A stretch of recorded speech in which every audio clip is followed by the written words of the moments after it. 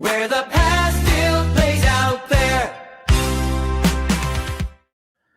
Hello again, everybody. Mark Unger with you, with Ron Juckett, Daniel Evanson, John Turnbull. Another live stream for Box Scores from the Basement.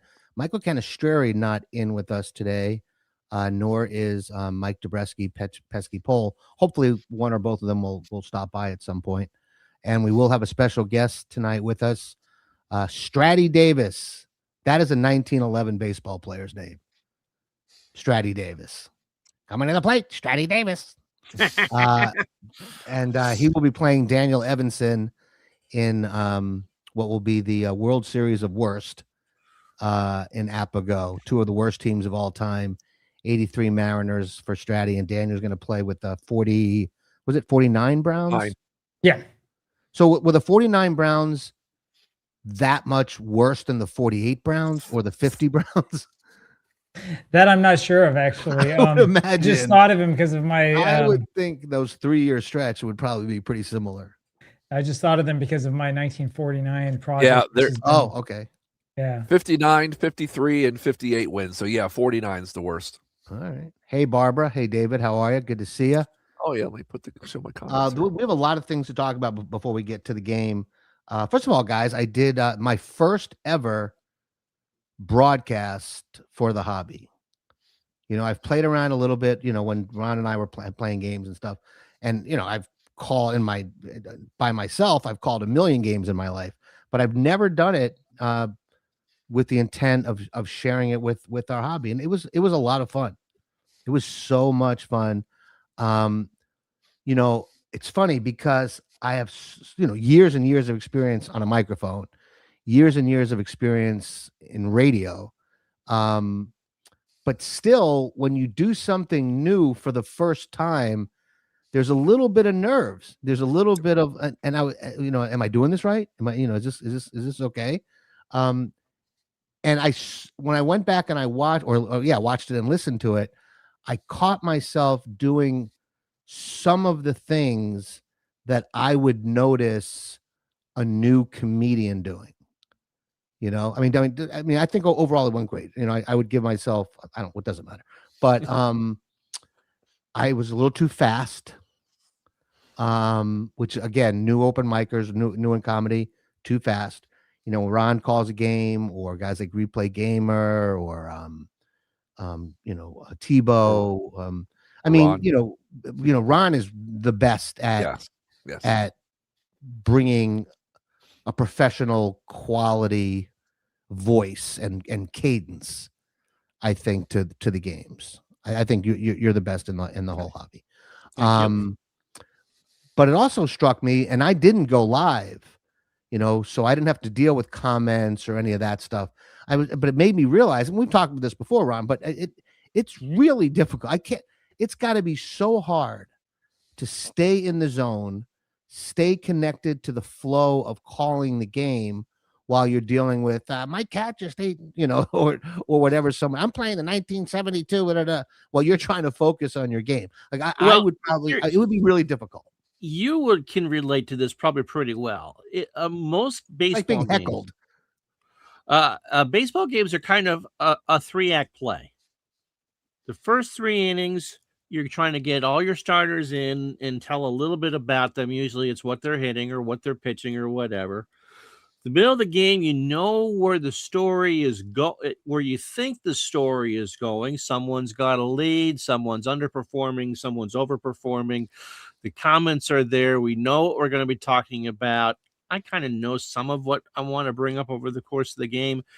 And then the last third of the game, the climax of the game just kind of takes over. The storytelling kind of stops. The comments kind of, the focus for that last 15, 20 minutes is to what you're seeing. And so once you know that, I think I've done over 1,000 baseball games. It really is kind of crazy. Do you take show note or game notes before?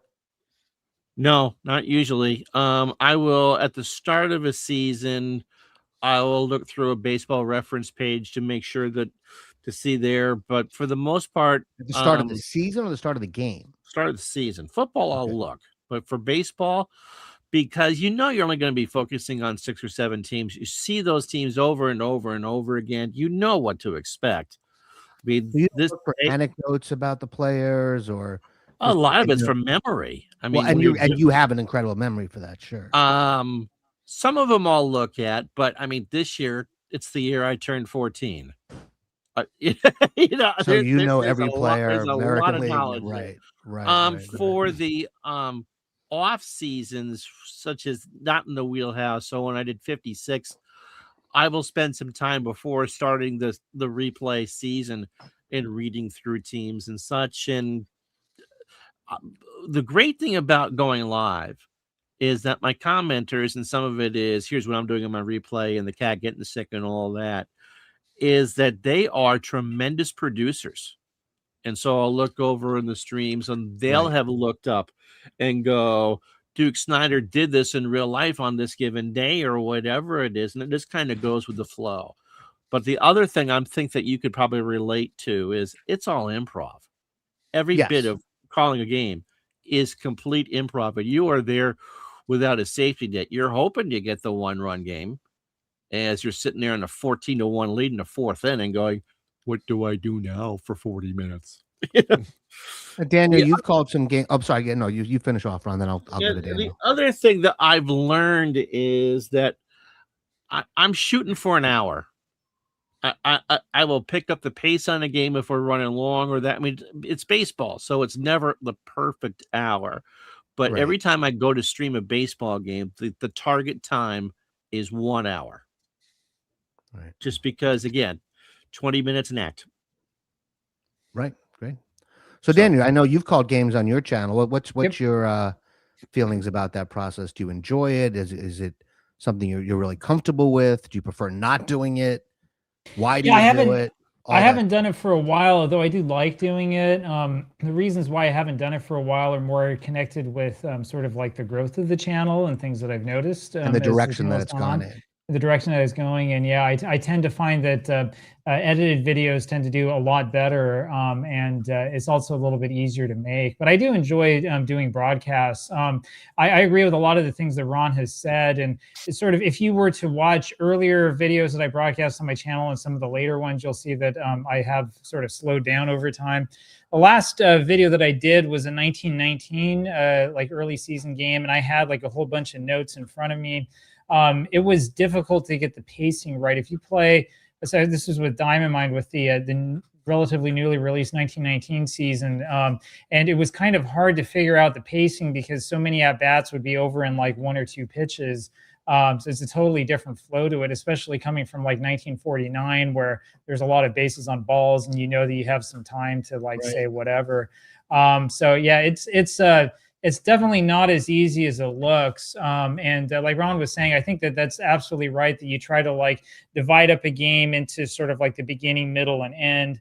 Then you learn a whole bunch of things that you didn't know before. For example, Eddie Seacott, his wife was from a rural part of Utah, I think north of Salt Lake or something like that. He was in Salt Lake for a while in the 19 teens and found a girl there and married her. So I was wondering in that last video that I did about, what would have been like for her to find out that her husband was like, the notorious cheat, at the end of the 1920 season and all that. So, Right.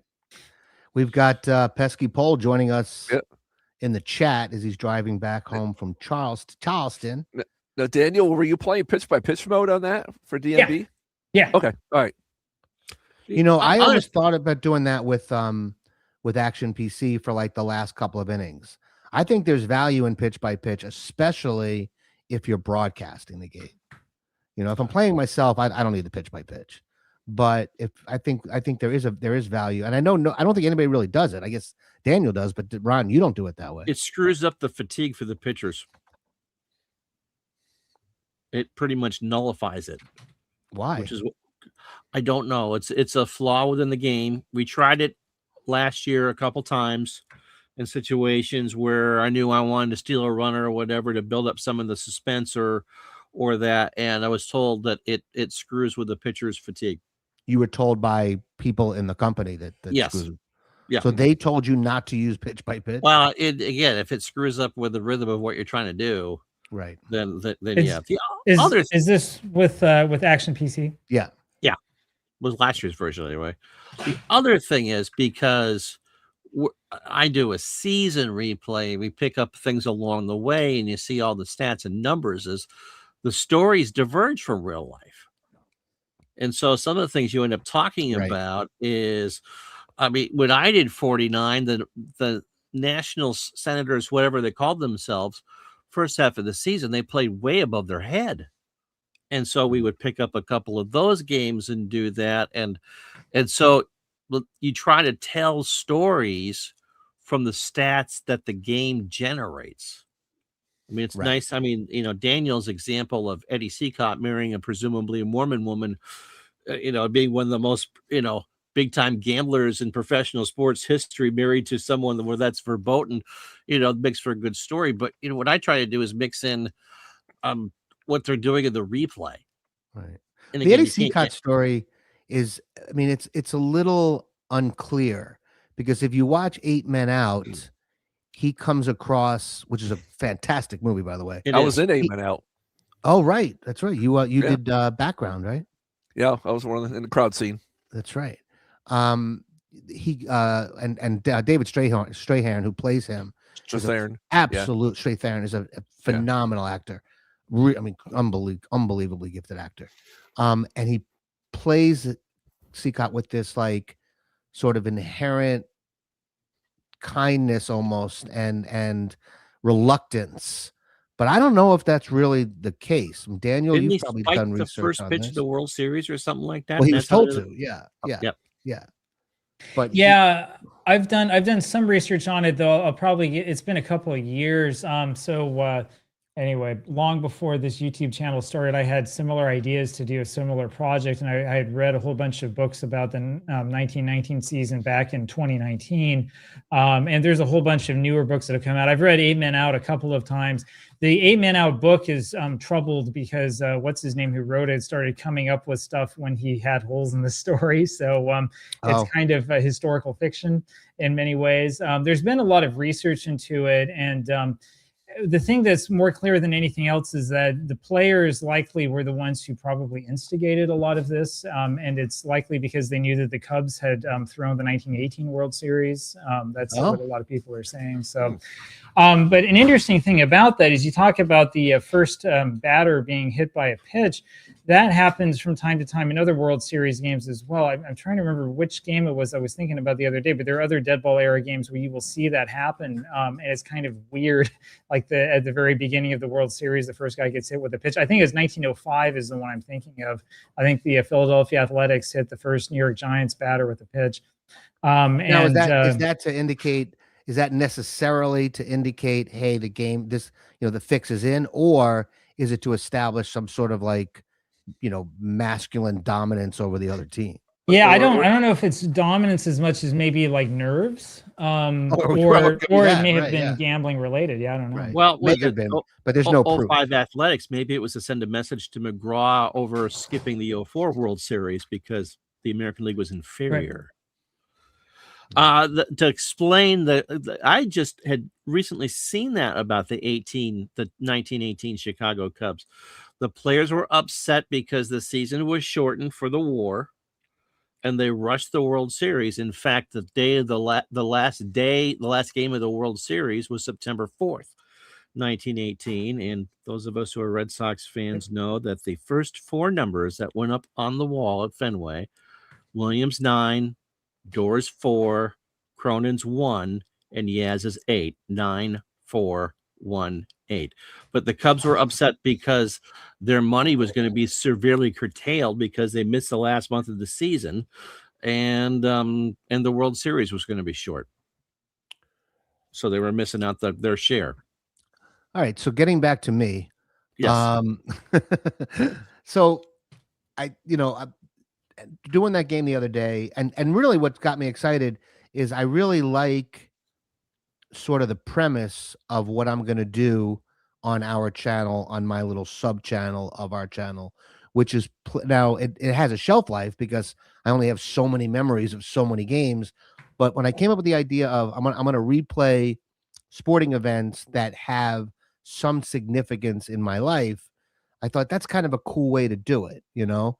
And I rattled off, I sat down at my desk and I rattled off a list of like 40 events that had some varying degrees of significance for me. Now, will that be attractive to others? I guess I'm going to find that out, you know? What do you mean I got to watch the Tampa Bay, but you know, or whatever it is. But I think if I can tell a compelling enough story, and if I can fill it in with things like we've talked about on the channel that I like historically, is, you know, the context of the times, the history of the times, the pop culture of that particular era or that particular year, and get others to kind of reach back into their memories and think about where they were in their life in 1984, or, you know, or whatever it is. I think that'll make for a compelling watch. That's what I'm hoping. And I think, guys, if you have an idea.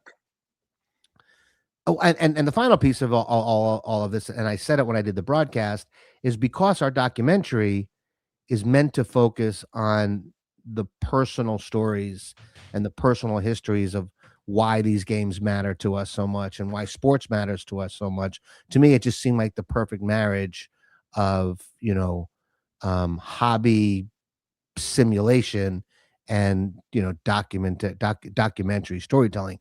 So I think for you guys, if you ever wanted to come up with some sort of idea for something you'd want to, you know, do sort of regularly or semi-regularly on our channel, by all means, you know, I think the more the merrier when it comes to box scores from the basement. You know, I've never wanted it to just be, you know, I don't want to be the sort of the guy, you know. So I think you guys, if you have ideas and there's something you want to do, you should just go ahead and do it, is what I'm saying. You guys agree with that? Yeah, maybe we can maybe trade off as the MC on these weekly ones. I don't even know that we need to. Oh, you mean on this? Yeah.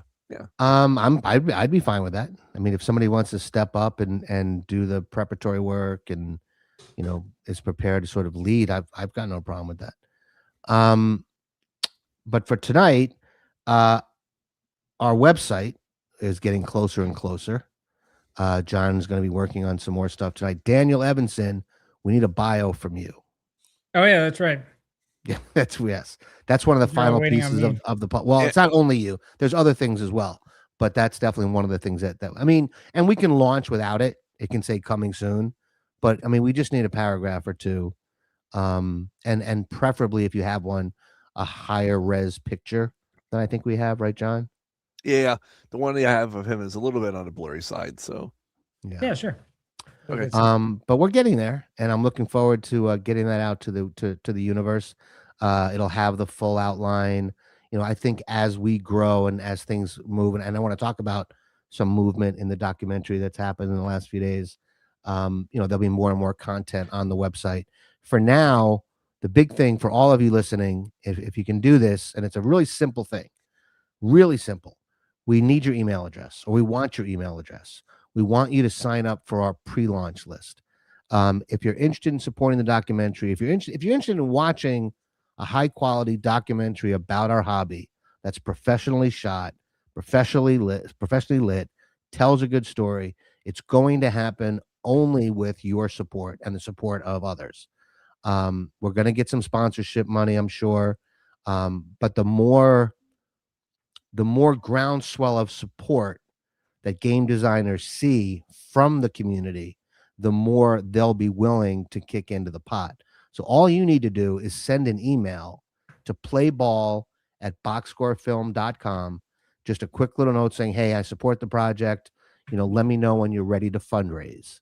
And we'll send you periodic emails and updates about the project. You'll also get exclusive perks that won't be available to people who aren't on the pre-launch. Some of the perks also are limited. So there might be something on the site. And as an example, okay, here's an example. So I just spoke a couple of days ago to Mike Cislinski, who is the founder or the developer of the game Pursue the Pennant. Really nice guy. Definitely one of the guys who not only promotes his product, but stays engaged with the community. You know, some of the game developers, for various reasons, I think they kind of take a step back. They don't want to get too close to their customers, you know. Mike Sislinski doesn't seem like he's one of those guys.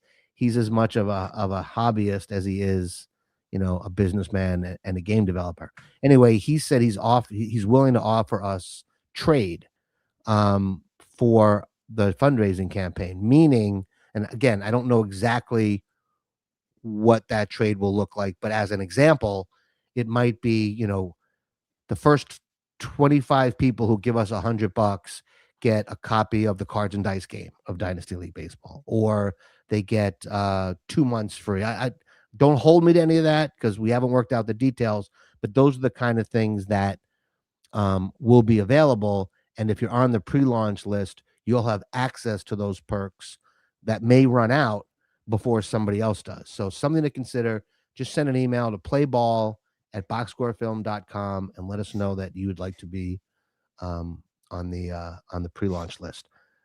Our topic tonight, we're going to talk about, at least for me, it's rediscovering Cards and Dice and immersion and what immersion means. But before we get there, the last sort of documentary related thing I wanted to talk about is, and John, Ron, you and I have talked about this. Daniel, I think, I mentioned it to you too. Yeah. I think the community, or certain members of the community, a lot of members maybe, in order to sort of motivate them to want to help, to want to contribute, they need to sort of, or want to see, well, what is this thing going to look like? You know, you say you guys say you're going to make a documentary. You say it's going to cost X amount of dollars. You say that it's going to have this element, that element. But, you know, show me something before I commit. And in the entertainment industry, that's called a sizzle reel.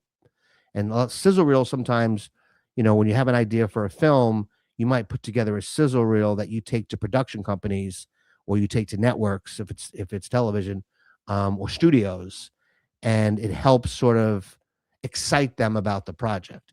Well, in the case of Box Scores from the Basement, the studio, the production company is the hobby, is the people in the hobby. So it's going to take some money to put together a sizzle reel.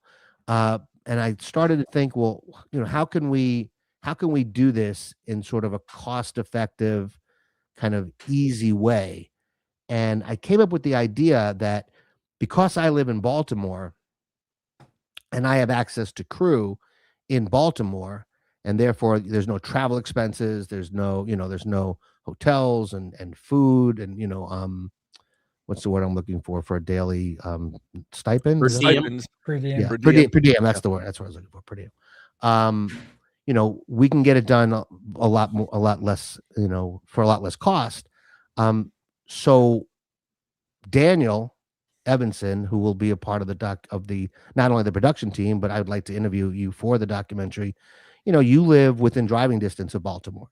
Mhm. So I would like to bring you to Baltimore one day and film you, and maybe film 2 or 3 other hobbyists who might live, you know, within driving distance of Baltimore. And then when you see how we put that footage together and what it looks like and how well it's lit and how it sounds, and then I'd also would like to shoot, Pesky Poe says, sizzle reel sounds like Ron's OnlyFans page. All right, Stop. keep your eye on the road, Pesky. Wow, that this conversation took an interesting turn. Well, Jeez. that's pesky. That's pesky being pesky. We don't talk about Chick-fil-A that way, okay?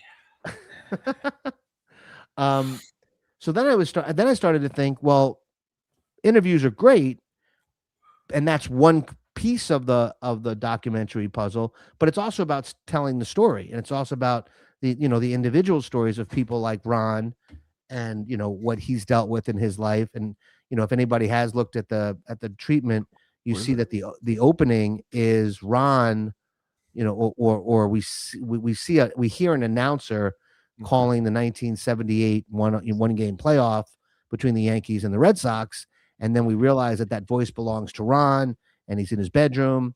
So I would like to shoot that. I would like to shoot that opening. but the cost to go to Burlington for myself, as the director, I mean, I could do it, but that's extra money. But the alternative to that is to find a production studio in Burlington, and I did a search today. There are. I can basically, or we can hire them, and I can, you can do things remotely today.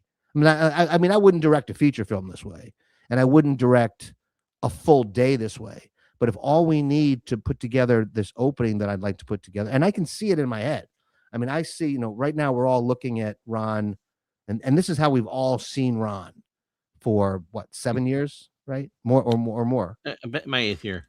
8 years. This is the only shot of Ron most of us have ever seen, right? Or some version of this. What I would like to do is shoot Ron where we're not seeing him. This is taking another one of those dark turns. Jeez. You're gonna shoot Ron? I'm not giving you my money for that. I don't know. I'd want to watch that documentary. Sure, yeah. I think it's called what was that? Remember those the death videos from the 80s? Yeah, I know exactly what you're The snuff talking films. Yeah, well, yeah, there was and they were some of it was basically defensive driving videos of car accidents. We Those all are Faces of Death. Faces of Death. Faces of Death. That's exactly what it is. Yeah. Faces of Death. Pesky says, "Don't." Wow, that's really taking a turn. Go from what I'm OnlyFans to saying Faces of Death. What the hell? if you can visualize this, imagine if you weren't seeing Ron through through his camera, his webcam. What if you were seeing him beautifully lit, and you would see the glow from his computer? I'm still ugly, dude. It won't help. Believe me, I can do a lot with color correction and color grading. I will make you Tom Cruise. But just think about cinematically what that would look like, or the reverse of that, and you see Ron sort of from the side, from behind, and he's looking at his computer. Remember, none of us have ever seen Ron looking at his computer. Think about that. I think that would be so beautiful and so powerful and not hard to shoot, And so what I would do is I would stay in Baltimore. I would have the camera operators send me stills after it's lit and the shot is set up. And I would say, yeah, shoot it. And so that's the way we could make it happen for at least for the sizzle reel for a lot less money than we might otherwise spend. All right, who's got something else? I'm done talking. I want to give my condolences to a family member of Dave's. Yeah, Dave Gardner, who passed away. His dog. I'm sure, and it's all over the Digital Dice page, but it's I think that's worth mentioning. So it losing is. It's in pet to me. Pets are family members. Oh, absolutely. So, yeah, it's never easy. We lost Rupert 2 years ago. My wife and I still talk about him, still think about him, still cry over him. I mean, we don't cry as often as we did, but it still happens. Mm-hmm. And there are still times when it's like almost shocking that he's not in our lives anymore. And we had him for 16 years, and he was, a really old dog. And so there's that part of you that says, well, nobody lives forever, right? Nothing lasts forever, right? Mm-hmm. But still, it's really, really hard. My heart goes out to Dave and his wife. I know his wife is big into like rescuing dogs, right? Well, this was essentially. I mean, and I think they've had several over the years, haven't they? Yeah, I believe so. It's tough, very, very tough. So yes, our condolences to Dave and his family. Chihuahua, right? Yeah. Yeah. Okay, so now who's taking us back to the lighter note? Thanks, John. Appreciate that. But you didn't have a way out. I'm going to be the guy who talks about the dead dog, but I got no way to get us back. You're gonna play the Casey clip. Mark, now back to you. Oh, okay. So you're gonna play the Casey Kasem clip. What? There's a famous Casey Kasem blooper that's made its way around the internet, and it's one of those long distance requests and dedications, and it's for someone's beloved pet who passed away. And Casey just obviously this didn't air or get but it did get recorded. And Casey just does a Tommy Lasorda, Kurt Bavacqua rant about doing a song for a dead dog. Oh, he wasn't on board with the idea? Oh no, he was definitely not on board, and you should look it up and play it, but not. Dan Verdon says that Casey Kasem clip is hilarious. You know, I used to, back when I was in middle school, back when he was very popular. Casey I Kasem. had yes, I had my notebook out, and I'd write down the top 40 every week. Yep. And at the end of the year, they had the top 100, and it started at like 6 or 7 o'clock at night, and it didn't end till midnight. And I'd have my book out, and I'd write down every song as it came on like clockwork. I don't know why I did that. It was just. Oh, you weren't the only one. I didn't do it, but that was. Yeah. I mean, you lived within range of WABC. People would do that on Tuesday afternoons when they would come out with their lists every week. So to change the subject again, Action PC Football 26, which is the last of the games to have manual entry come out. Yeah. I haven't played around with the legacy or any of the other new features. I guess the new game itself is pretty good. So I have all these seasons of Solitaire Pro Football, which if you've talked to me recently, you've heard me brag about it. I gotta say, I am just to kind of go into your cards and dice immersion type deal, to be able to do all that, enter the results quickly and painlessly into the game and have the game display everything. I know that there was the Pro Football Helper before, has been just wonderful. It takes me 2 hours to play, but it really is the best of both worlds. You got all the convenience of the computer doing all the heavy lifting for you.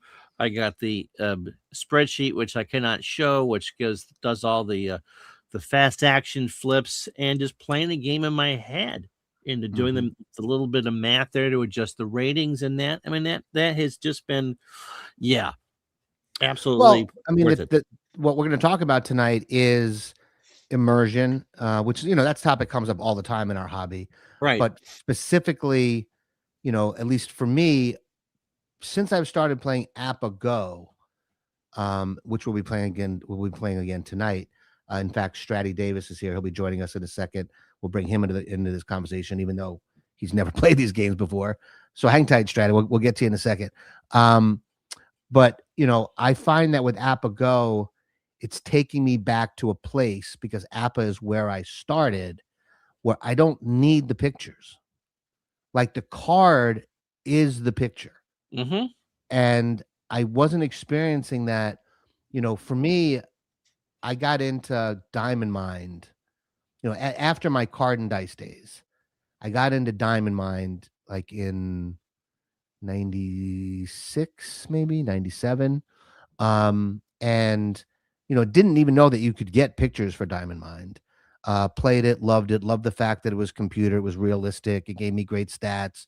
You could auto play games, like all the things that you can't do or couldn't do with traditional cards and dice back then. And now there are ways to do that, like you're talking about, Ron. So that I love that. And then having pictures with Diamond Mind was great. But then when I found games like Action PC, and I was like, whoa, there's stadiums and there's great photos and there's guys running around bases. Now, we know that the animation, and Daniel's done videos about this, it's not his favorite thing in the world, but it's still, to me, it's still pretty cool. The video chalkboard idea, the concept is a good one.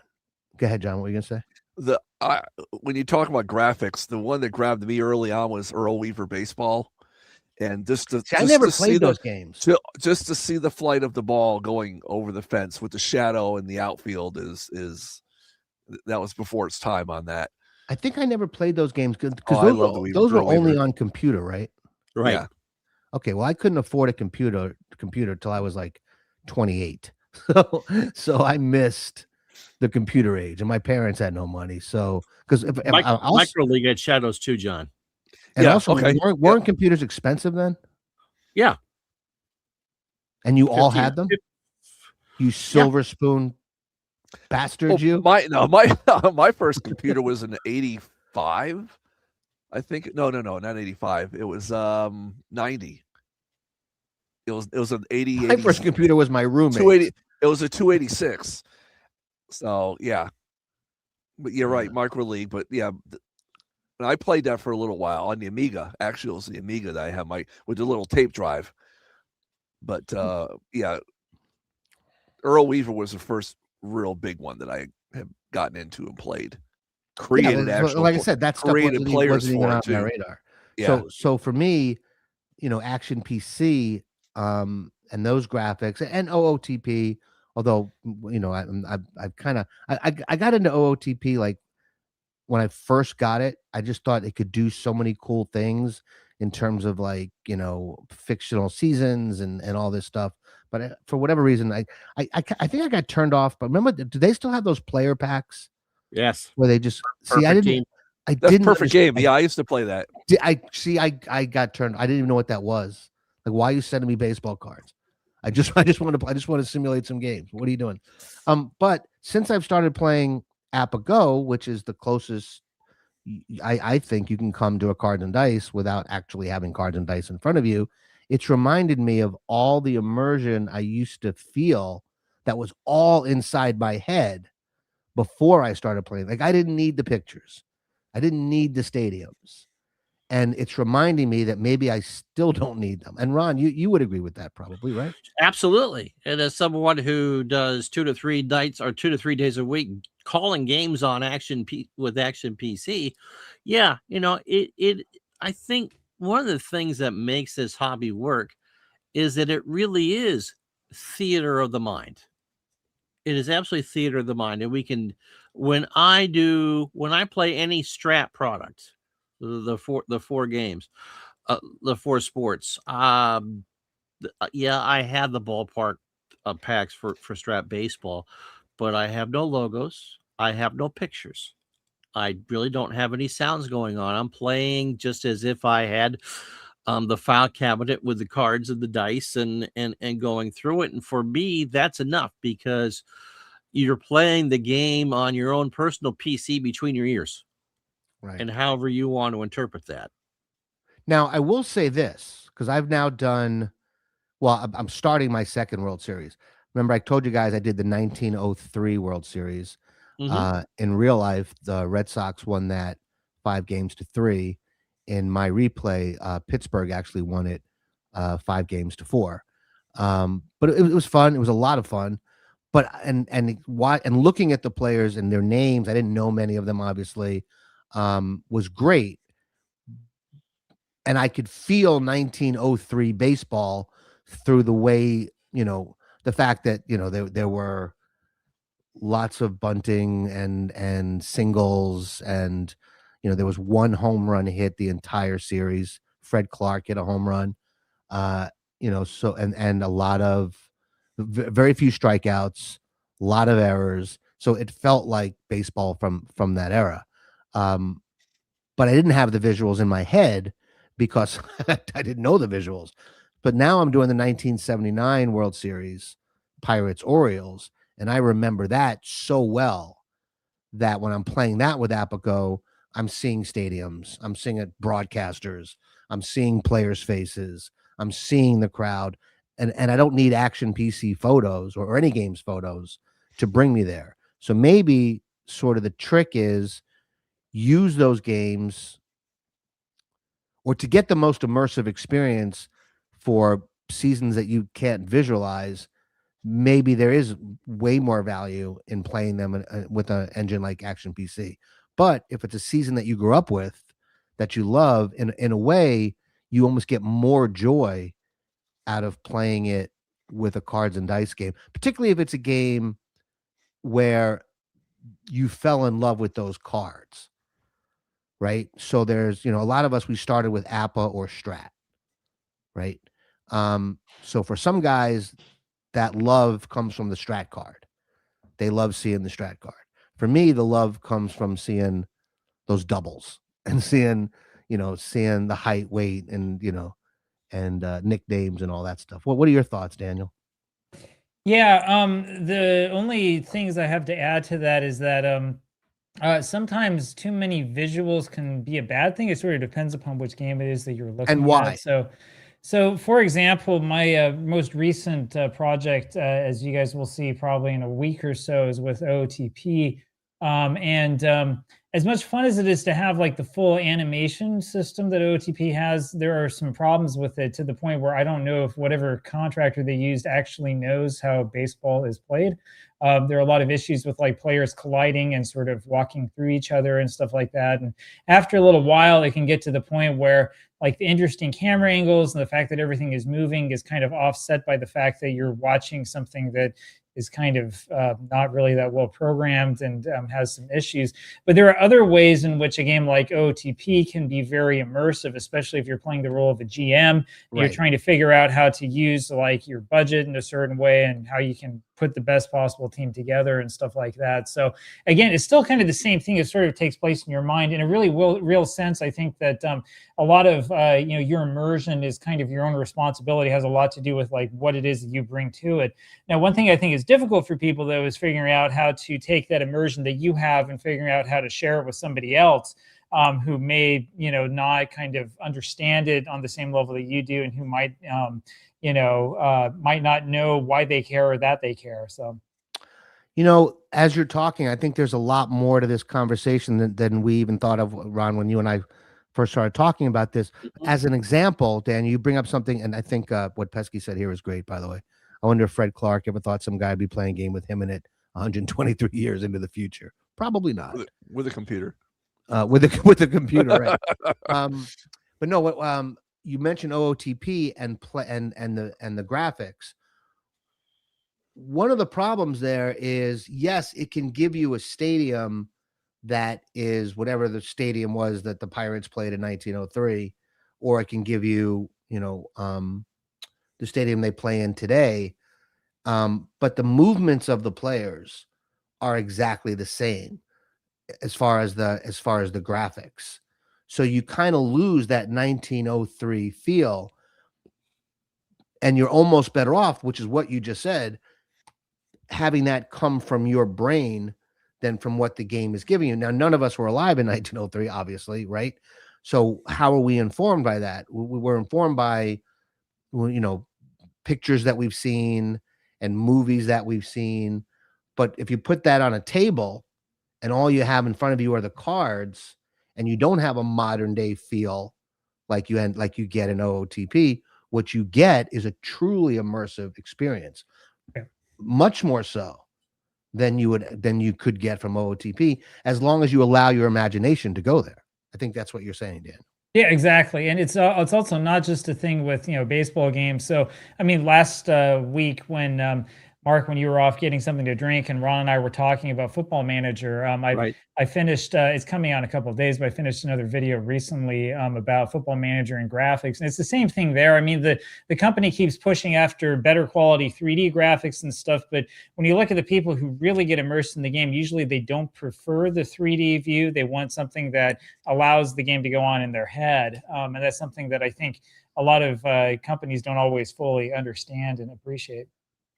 But here's the other thing too, in defense of the computer games, because my first game, as I said, was Micro League. I've come from a computer type background with this. Is that you make of it any computer game what you will. I mean, I'm playing the games in Action PC and broadcasting the games in Action PC baseball, but 80% of the time, all I'm doing is hitting pitch or hit. I mean, there isn't a lot there. It is what you make of it.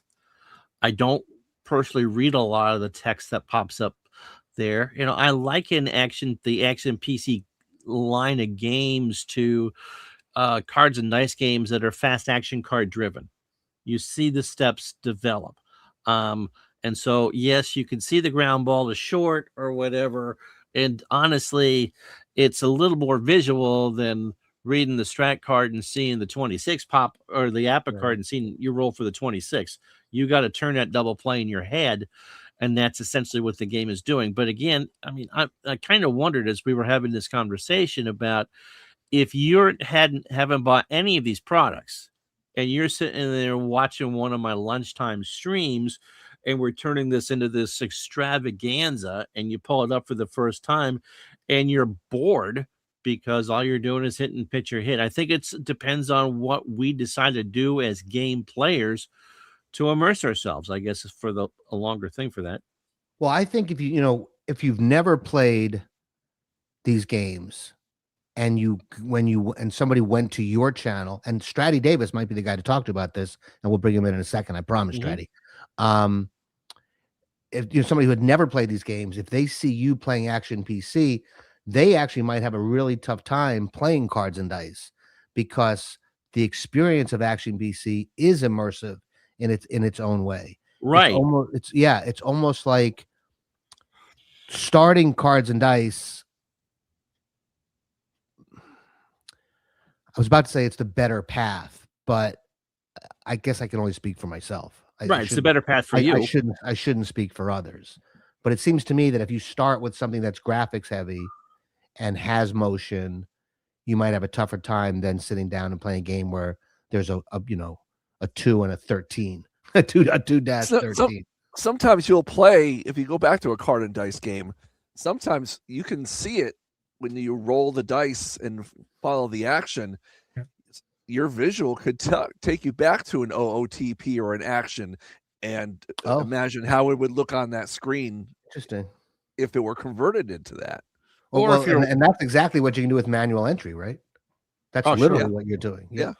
Or if you watch a game and you watch a fielder blunder a ball and you're going, okay, is he going to be a 2 or a 3, next year when the new cards come out? Because there's also the anticipation of that as well. How you mix that in with real life. That's a big Cards and Dice thing, right? The ratings. Oh, sure. Absolutely. With the ratings. And again, if that's your jam, and a lot of it's my jam too. I'm not trying to, poo-poo Cards and Dice, but the thing with Cards and Dice is that you can imagine them playing anywhere. You can have the Cowboys and the Redskins play on your high school football field. Sure. It's not set to Texas Well, Stadium. you could do that with Action PC too. Just go to your high school, take a picture, put it on your screen. Okay, but again, we're playing on the PC between our ears, no matter how we play the game, and how much you want to imagine that. But no, again, when I play any of the strat games, there's very little makeup to it because I'm rolling the dice. I'm seeing the result on the card. I know what that result's going to be before I enter it into the computer. And I think that's the other thing. And I don't think any of us have touched upon that. Recording the results is just as much of a part of the process as rolling the dice. You're confirming what you just rolled. It's not just rolling the 6-6. It's writing down the home run on the score sheet. It's the reinforcement of what you just did. Mm-hmm. And that is huge, yes. I think. Yeah, and that's something that's to me that's the next thing I want to do. I have APBA, the Cards and Dice game. I've played that, but mostly when I've played Cards and Dice over the last 2 decades, it's been ported Cards and Dice. Or the stuff that we all play, APBA GO or whatever it is, a replay baseball. So I'm not using the score sheet, but I think you bring up a really good point with, if you really, really want to immerse yourself, write that little dash for a single or 2 dashes for a double, or however however you do it. Yeah. And what Mr. Cook has done with his games in the last iteration is with the manual entry is you're doing it. How easy is the manual entry in those games? Extremely easy. Because digital, I've used Digital Diamond a few times, and I know people love it, but I had a hard time sometimes entering. It's all mouse driven as opposed to Digital Diamond, which is command line, essentially. Oh, so that is inherently going to be easier, I would think. Yeah, I can play a game of roster card in about 20-25 minutes. So let's bring in Stratty Davis. Hey, Stratty, how are you? What's up, y'all? I'm doing good. How are y'all doing? We're doing real good. So, how did you get the name Stratty? Well, my full name is Stratton Davis, but I'm named after a Playboy bunny. I'm named after Playmate of the Year, I think 1980, Dorothy Stratton. Dorothy Stratton? The one that was murdered. You're named after by her the pimp girl that was boyfriend. murdered? Star 180, Yeah. right? Wasn't that the name of the movie, Yeah. Mark? But this fits right Yeah. in with all the conversation we Yeah. were just having. Is your middle name Tate? Nah, it's James. They went for the dude there, but yeah, Tank would work for me though. I'm quite a tank. No, Tate. That's cool. I was gonna ask if we could say the jokes but yeah, we're cool. Hell yeah. Tate Oh my goodness. is what I said. Tate. Right. I thought you were calling me- Sharon Tate. No, I thought he was calling me a tank. I think we made Barbara blush. She Oh said, my wow, what a goodness. show tonight. I don't know if she means that in a good way. Wow. Somehow we got OnlyFans and Faces of Death back in So, there. That's great. Daniel described you as a friend. Yes, sir. How did you guys meet? Well, probably like a year ago, he put out a video about rookie cards and about the Jose Canseco rookie card specifically. And I had been out of baseball card collecting for quite a while, but I saw that on YouTube one day and it just kind of got me back into collecting. And so it's funny, I didn't watch his channel for another 6 months though. I just kind of looked at everything else he posted and was like, man, I wish he'd make more videos about cards. But I think one day I was just bored at work and I have a lot of time where I can listen to stuff. So I turned on, I think it was his Mets replay. You took the 86 Mets to 1962 or something like that. Yeah. And I started listening Probably to that. Diamond and Mine, I- right? It was OTP. Oh, OTP. But I really enjoyed that. I liked the way actually he would call games. It was funny y'all were talking about that. I wish he'd do more videos like that. Oh, there you go. We're gonna be pretty busy, huh? So Yeah, you need to you've work. never played any of these games that we talk about on this channel? Never. Nah, not one of them. I downloaded OOTP one time, but I'm gonna be honest, y'all. I'm not good with technology. I'm a caveman, so I had a hard time just kind of understanding it. So that's kind of why I've been wanting Well, to this talk to APBA people GO like game is y'all. going to go swimmingly. What's that? Stick around, folks. It's going to be TV magic in about 15, 20 minutes. I absolutely promise you. What do you do for a living, Stratty? Stratty, you there? I'm a farmer. Oh, really? What do you farm? Yeah, I'm a farmer. Can you hear me? Yeah, we got you. What do you farm? pistachios, and then we also have a vineyard. Oh, wow. It's Yeah. funny, when I think of New Mexico, I don't think I think of California when I think of pistachios and wine. I didn't know that was a thing in New Mexico. Where in New Mexico are you? Alamogordo, and it's really just a thing in this part of the state because of the climate here. Oh, it's particular to that region. Yeah, but I mean, Is it all like over the higher state. in the mountains or something, or so it's a little cooler? It's east of Las Cruces. Yeah, I've been to Ron. Alamogordo. Yep. And Holloman Air Force Base. Yep. Yeah. So what does pistachio yeah, farming nice. Yes, actually sir. entail?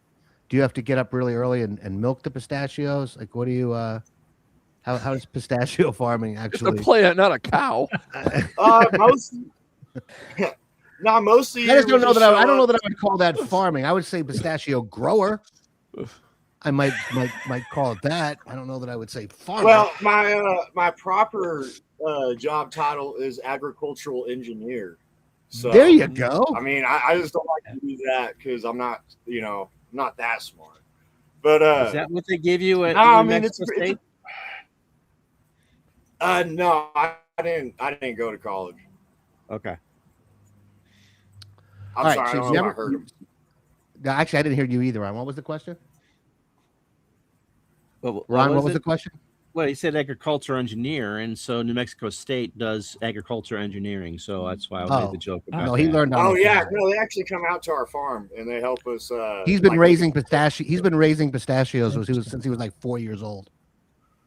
Just he saw his first pistachio, was like, "That's the job I want. I gotta grow pistachios." I think it's great. I've never met a pistachio farmer before. I think that's It's amazing. cool, man. I thought pistachios favorite just came from a bag. bag. Yeah. I never realized. Actually, where do pistachios come from? Are they like in the ground? Are they on a tree, a vine? Trees. Trees? It's a lot like pecan trees. Oh, I didn't know those. I didn't know those had trees either. See, when you're from Brooklyn, New York, you don't know a lot about You where need to pistachios travel come there from. some, Mark. No, I don't even know that. You need to know what a knish is. No, I wouldn't know anything about Brooklyn. If I went to Brooklyn, I wouldn't be able to fit in there. Right. So So Stratty, you should tell us about your YouTube channel.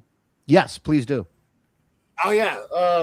So I started this YouTube channel about 8 months ago, and really the reason I started it was I reread the book "The Glory of Their Times" by Lawrence Ritter, and I'd read that back in high school, but I reread it in the past year, and for whatever reason, it just got me thinking, like, wow, you know, all these dudes, it's cool that Ritter talked to them and got their stories recorded, and not just specifically their stories and how good they were and all that, but what baseball was like through the eyes of the player, through the guys who worked the job.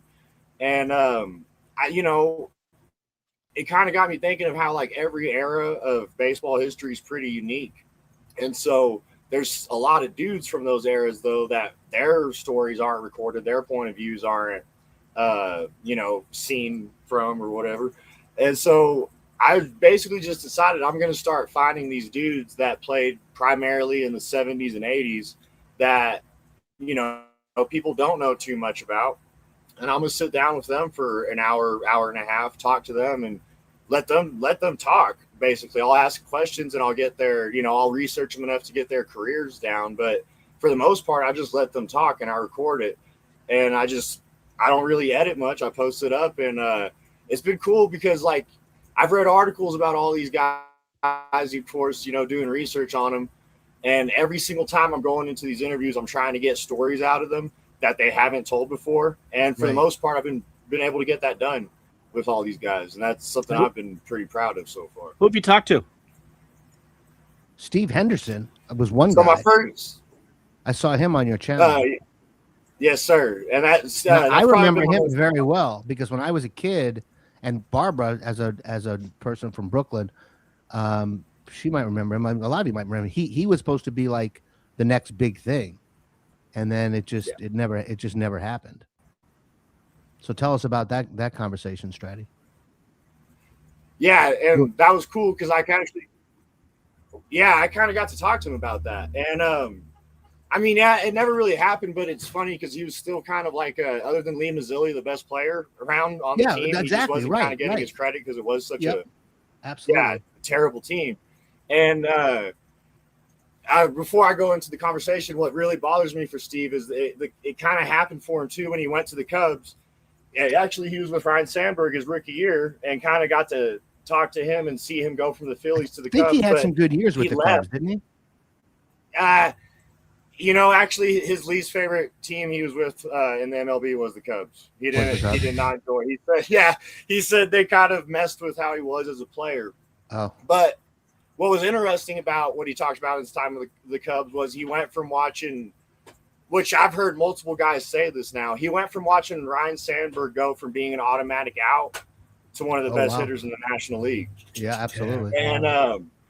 And he goes into that a bit. He goes into that 2 times throughout the interview, which was cool. But what also breaks my heart for Steve, though, is he goes from Chicago to Seattle and again is their best player, but they're probably the worst team in all of the MLB during his 2 seasons there. So is he on Seattle in the '83 Mariners team that you're going to be playing with? Yes, sir, and hopefully playing with. I'm having login issues with that. We should be able to talk you through it. It's pretty easy. It's pretty easy. I hope we can. We should be able to. What's the name of your channel, by the way? It's The Side Retired, and that's it could change, but for now I'm keeping that. If somebody wanted to go to it today, it would be The Side Retired. So is it YouTube / The Side Retired? Yes, and then if you click on it, there's going to be a photo of me crouching with a glove in front of Rangers bobbleheads. So I want to finish up the conversation on immersion. I wanted to bring you in, Stratty. I know you've never played these games before, but you've heard of them. You know Yeah. something about that. There's cards and people roll dice and all that. Do you think that you would ever find yourself getting into games like that, or you're younger than we are? I mean, you're somewhere around. I think you might be younger than Daniel. Yeah, I'm 25. 45. 25. Oh, 25. Yeah, that makes more A sense. little bit younger. 45. I would like. You must have. Yeah, been Daniel's only like 27. Yeah, he was once. But anyway, so do you When think you Faces could ever? of Death was out, he was 27. No, he's younger than that. That's no. I He's an eight- vaguely remember He's 27. I would say, Daniel, you're an 80s kid. Yeah, I am. Yeah. Yeah, born. I'm gonna guess born late 70s or very early 80s. Not quite. I'm born in '84. Oh, you're the same age as my wife. Oh, What month? June. She's August.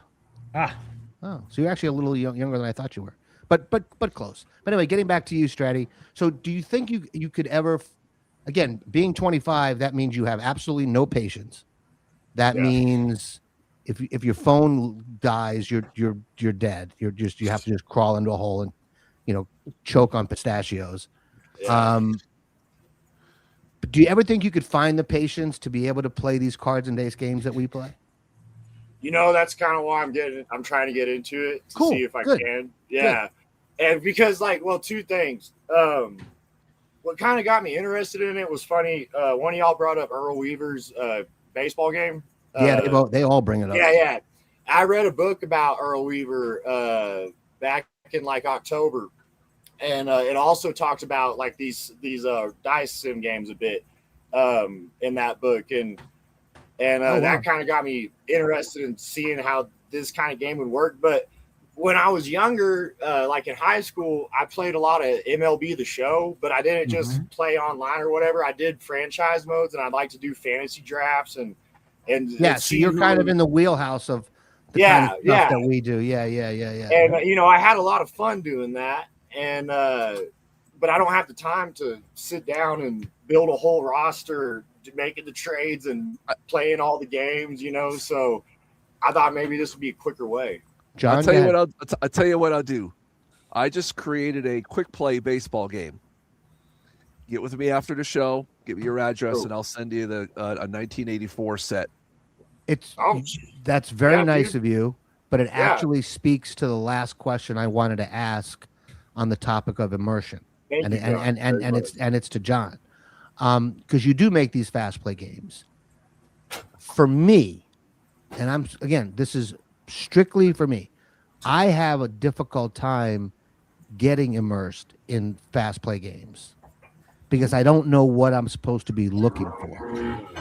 But I know you love fast play games because I love both forms. I know you do, but obviously fast play games are not a problem for you. And how do you get that same level of immersion in a fast play game that you get in a longer play game, John? You still have a card, or a card or a sheet with a team, and it's similar. Each card, each team has their own personality. Once you learn the game, you'll see the relative differences between a good team and a bad team. Like for the baseball, not everybody has a rating, but the entire rosters are on there, so you'll know what who the team consists of. They've got their stats, and I've got some information on there, and you can glance at the ratings and still get a flavor of what the team did as a whole, as opposed to the individuals. Now, the player finders are really good. Like for the 61 Yankees, the player finder for home runs, like 60% of it's either going to be Maris or Mantle. So that's something that just stands out to you when you look at that team sheet. And it may take playing it through a couple times in order for that feel, to get that quick play reel going in your brain, as opposed to a batter by batter scenario. I mean, I've played your hockey game, and I liked it a lot, and I was able to get some of that immersion, but that's partly because hockey, I don't have the same knowledge of hockey or the same passion for hockey Mhm. that I have for football or baseball or 70s or 80s basketball. I like hockey. Don't get me wrong. I watched it last night. But so for me, just seeing the Rangers beat somebody is good enough for me. I don't need to see every every pass, every save. And your football game is drive by drive, basically, right? Right. Like ostensibly. So that Mhm. works for me too. Because again, you don't need to see every off tackle, every short Mhm. pass. But to me, baseball would be a tough one, at least for me, for fast play. Like I need to see every batter pitcher matchup for me to be immersed. Right. Well, like I said, if you use a player finders, you get the excitement of seeing if a home run's hit, and if so, who hit it. Yeah, that's exciting. Yeah, I can see that. Yeah, and you see how long the pitcher, your starter can go, and so on. So there's still a level of excitement there. It's a little bit different flavor than a pitch by pitch or a batter by batter game, but the flow is still there, especially if you do the inning by inning version instead of the 4-segment version. Pesky wants to know what your drive by drive football game is. It's called Drive Time Football.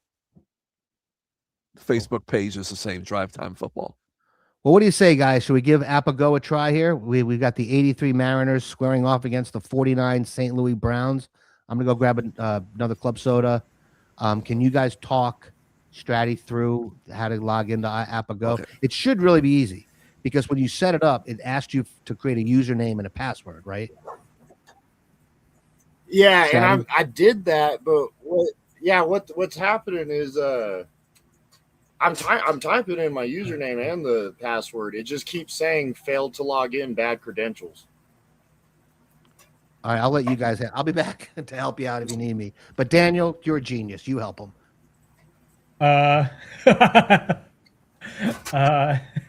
Since I've only logged into this for the first time today. Yeah, I don't know. It sounds like it might be the wrong password or something like that. I'm not sure. Because it's letting me change it through my email whenever it says you have to type in your correct password to reset it. It will let me reset it, but then when I go to log in, it just says bad credentials. Boy, I don't know. Yeah, I've never had to change the password. Usually when I just log in, it just logs you in. Yeah, I'm not sure. Yeah, earlier when I did it through my phone, it did log me in. But when I reset my password, it logged me out. Oh, that's interesting. I wonder why that's happening. I wonder if it's because it's on your phone or something. I'm not sure. Yeah, I was wondering if maybe it could be. Did you let your browser choose a password or something like that? So it's like some gobbledygook? Nah, it's a real simple password that I thought of.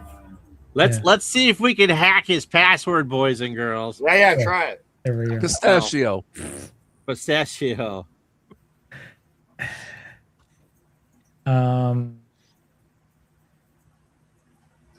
Yeah. I wish I had an answer. I don't know if I can't get in. Whatever. I'll We'll figure something out. Yeah. Because I'm typing in right now. Hold on. Sometimes you only get so many attempts before it won't sign you in if you're putting the wrong password. Well, it just keeps saying failed to log in, bad credentials, and I know it's the right password because it's what I typed it in through the reset. You sure you didn't do it when you put the password with the caps lock on or caps lock off? No, I checked that. I'll be right back, guys. I hope the show is going well. No, I checked that too. I was just using Shift. So any IT professionals who are watching. No, I sent an email to their support. Control Alt Delete. Yeah. Yeah, don't do all that for. No. Let me try opening that window again. Can you get in through your phone? No, it won't even let me log in through my phone now. The pistachios have taken over. Yeah, I don't know. It kind of upset me because it was just happening right before I got on. That's when I figured out I couldn't log in. And I mean, my username, y'all should be able to see it on that website, StrattyD88. Let me take a look here and see.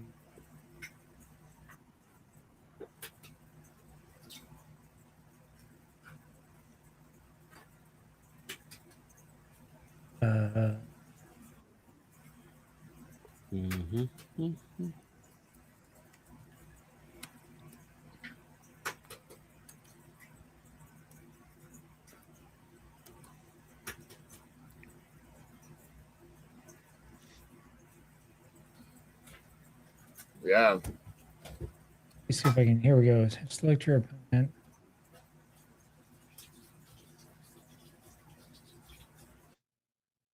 Strange and insane.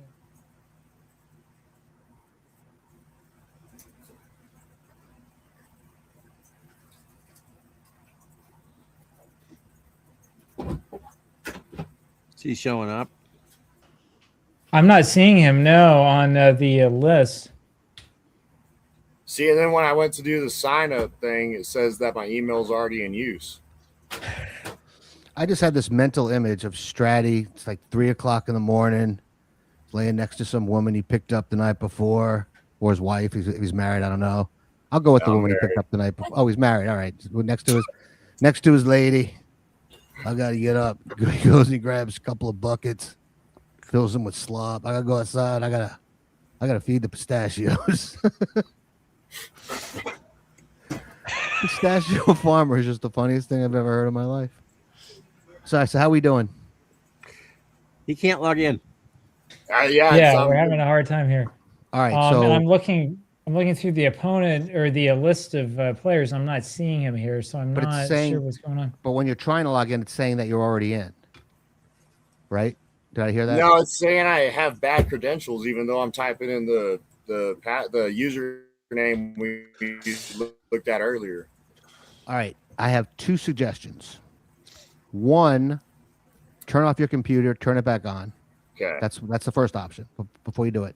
Second option is, Ron, do you want to pull it up?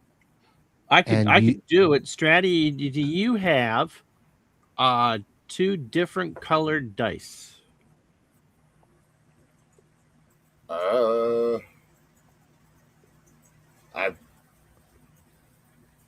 It can't be the same color.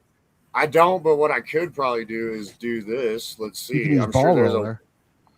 I'm also sure there's if I got to roll the dice for him, I just want him to get the sense of what that is. Well, he can do it with ball roller. It's not quite the same. But if you don't have two different colored 6-sided die.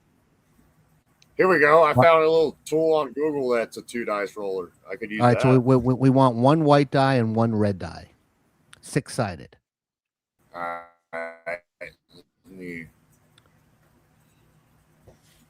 Oh, I have die downstairs. Just a sec. Let's see.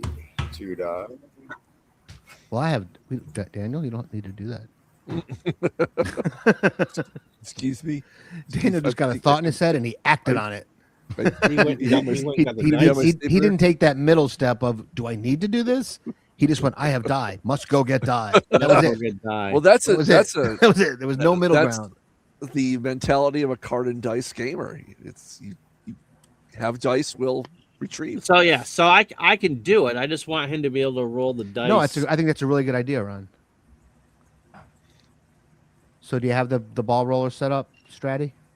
I have it, but I can't do the 2 different colors. But what it does is it just has it rolls 1 and then it rolls the second one. Right. So you would read the first. So try that.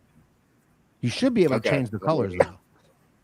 Well, no, as long as he's reading it as 6. Right. No, that works. But okay. So let's Stratty, see. we're not going to add the dice together. You're going to read them as separate. Okay. Yeah. So you'll roll 1. Gotcha. Yeah. Tell us so the like number. right here, I would read 6 and then 3. Yep. Right. Exactly. That's how you would read them. Yep. Gotcha. Okay. All right. So now we can bring up the game. Okay. Ron, you bring up the 83 Mariners. Yeah. Daniel, you're bringing up the 49 Browns. Well, you guys have to connect first. Daniel, what's your name? Make sure you It's set it for manual dice roll. EVENSENDG. Oh, what? Okay. EVENSENDG. I see here you're Ah. Ron J, right? Yes. Just it's easier to do it that way. This is when bad things happen. Welcome to when bad things happen to good live streams. That's right. Robert Stack hosting. All right, and I will share my screen. I want to thank the 19 people who are willing to watch glitches. I really appreciate we really appreciate your support. But once we get to this game, it's going to be epic because these teams suck. So I'm waiting for Daniel to send me an invite. Yep. All right. Let me grab you again here. There we go. Did you set up the game, Dan? Because I think Daniel has to set up the game first. Did you do that? Okay. I just did. And you set it up All with right. manual dice roll, right?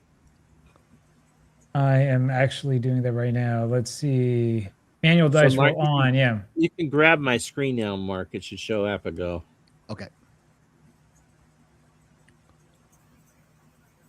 Am I home or away? I'll be home. You can be home. All right. Off.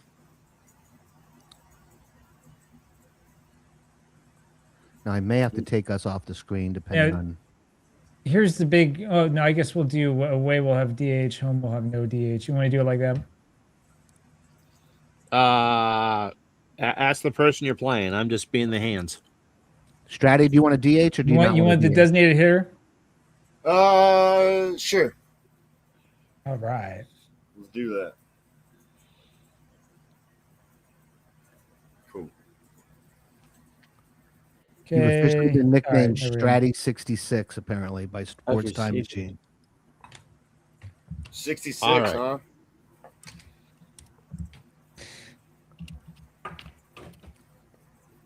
$83, right? Now Yes, sir. 83 or 83R. R is the better one, isn't it? I think. Yeah, I think so. We'll go with that. Can you see this, Stratty? R. R. Yeah, Okay. I see it. So how did you get into pistachio wrangling? It was right down the street. So you just saw a bunch of pistachios and said, "I want in." I said, someone's got to do that work, you know? So I just went in and did it. All right.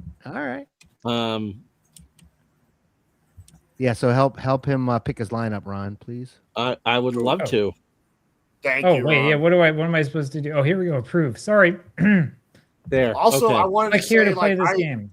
There I we go. agreed with what Ron was There we saying at the beginning about like the graphics and all that. I didn't really understand what he was saying, but basically I got like the gist of it was like reading sucks and graphics are cool. And Right. I agree with that. Okay. All right. Who are we pitching? So our rule, right, was that we have to use the worst pitcher on each team. Yes. The worst starting Oh, pitcher on each team. Take So your be pick, man. It's the 83 Mariners. Yeah, the 83 So Mariners have some pretty bad pitchers. So it looks like Mike Moore. Didn't John say that actually Gaylord Perry was the worst? Yeah.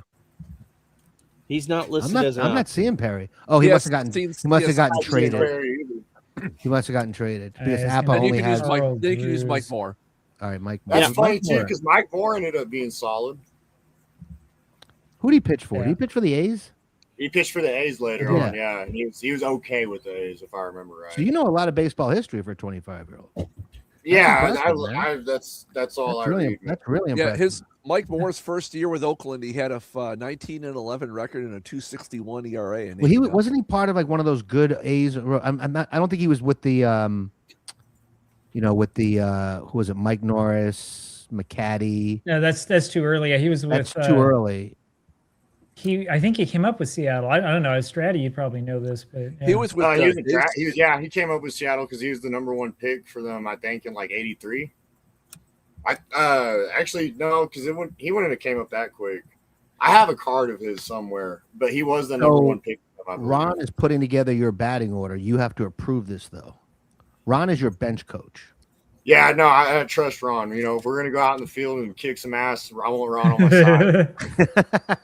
Yes, you do. Yeah, if I need advice, I want Ron there. So He's your Don Zimmer. Oh God, don't Yeah, go there. hell yeah. God, Let's this seems see. horrible. Damn, okay. Yeah, it is. And John and I will do play-by-play in color. All right, I need a DH. All right.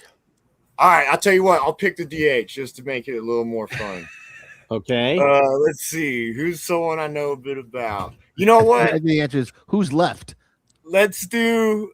I have a John Moses autograph. Let's go with John Moses. There you go. Perfect. Because you want your DH to bat 208.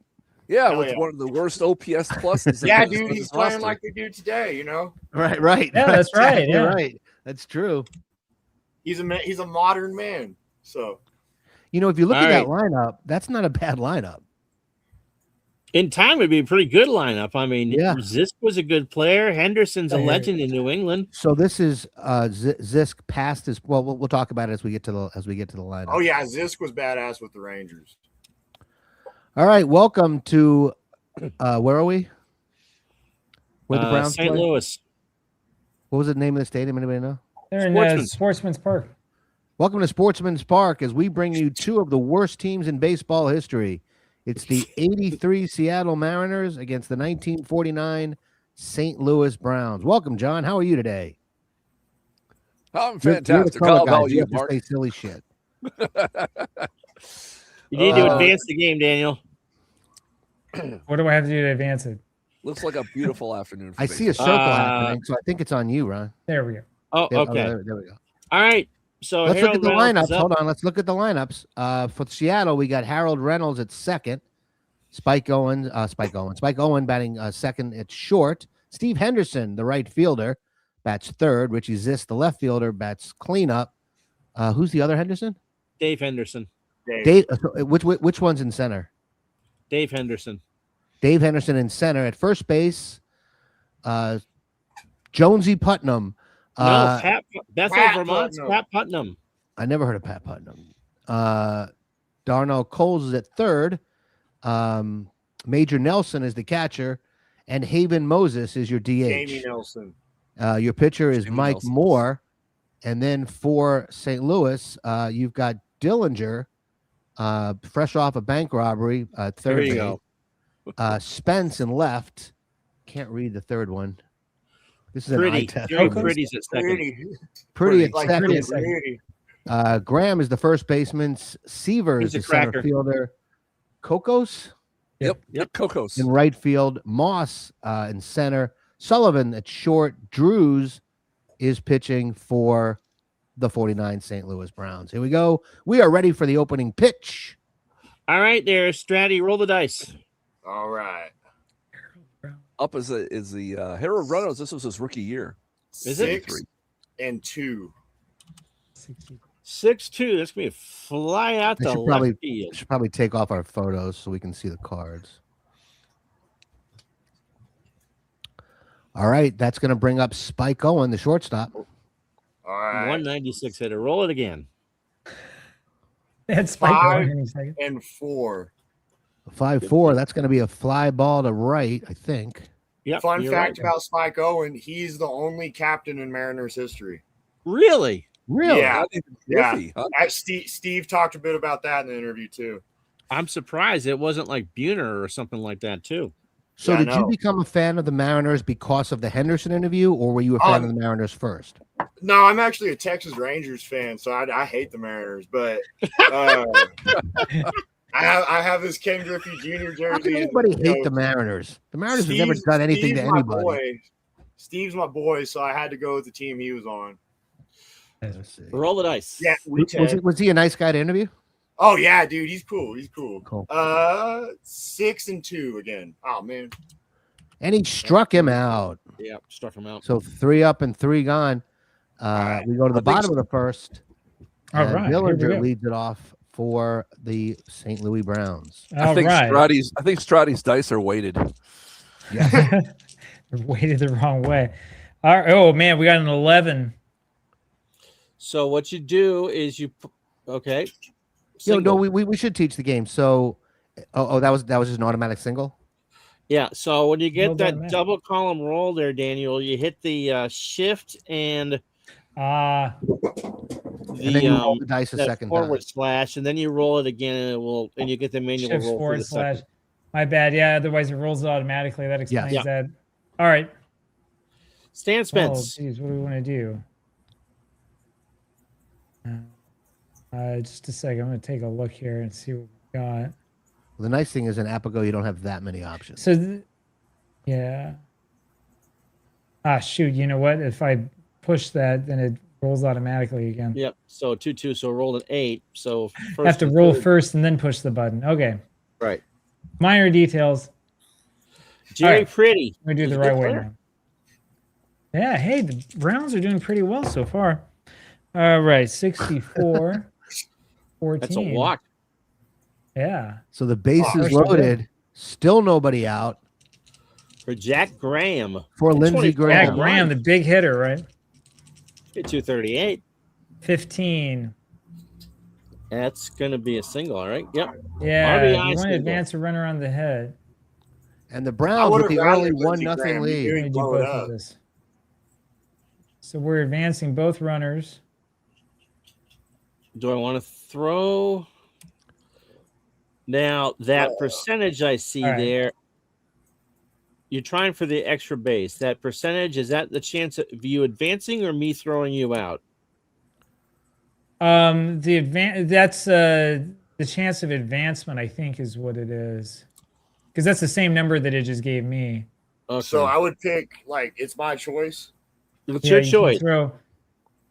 And he said the percentage, it's the percentage that It I. shows you the percentage, yeah. But what's Some that games percentage don't for? do that. Just go for Spence. Screw it.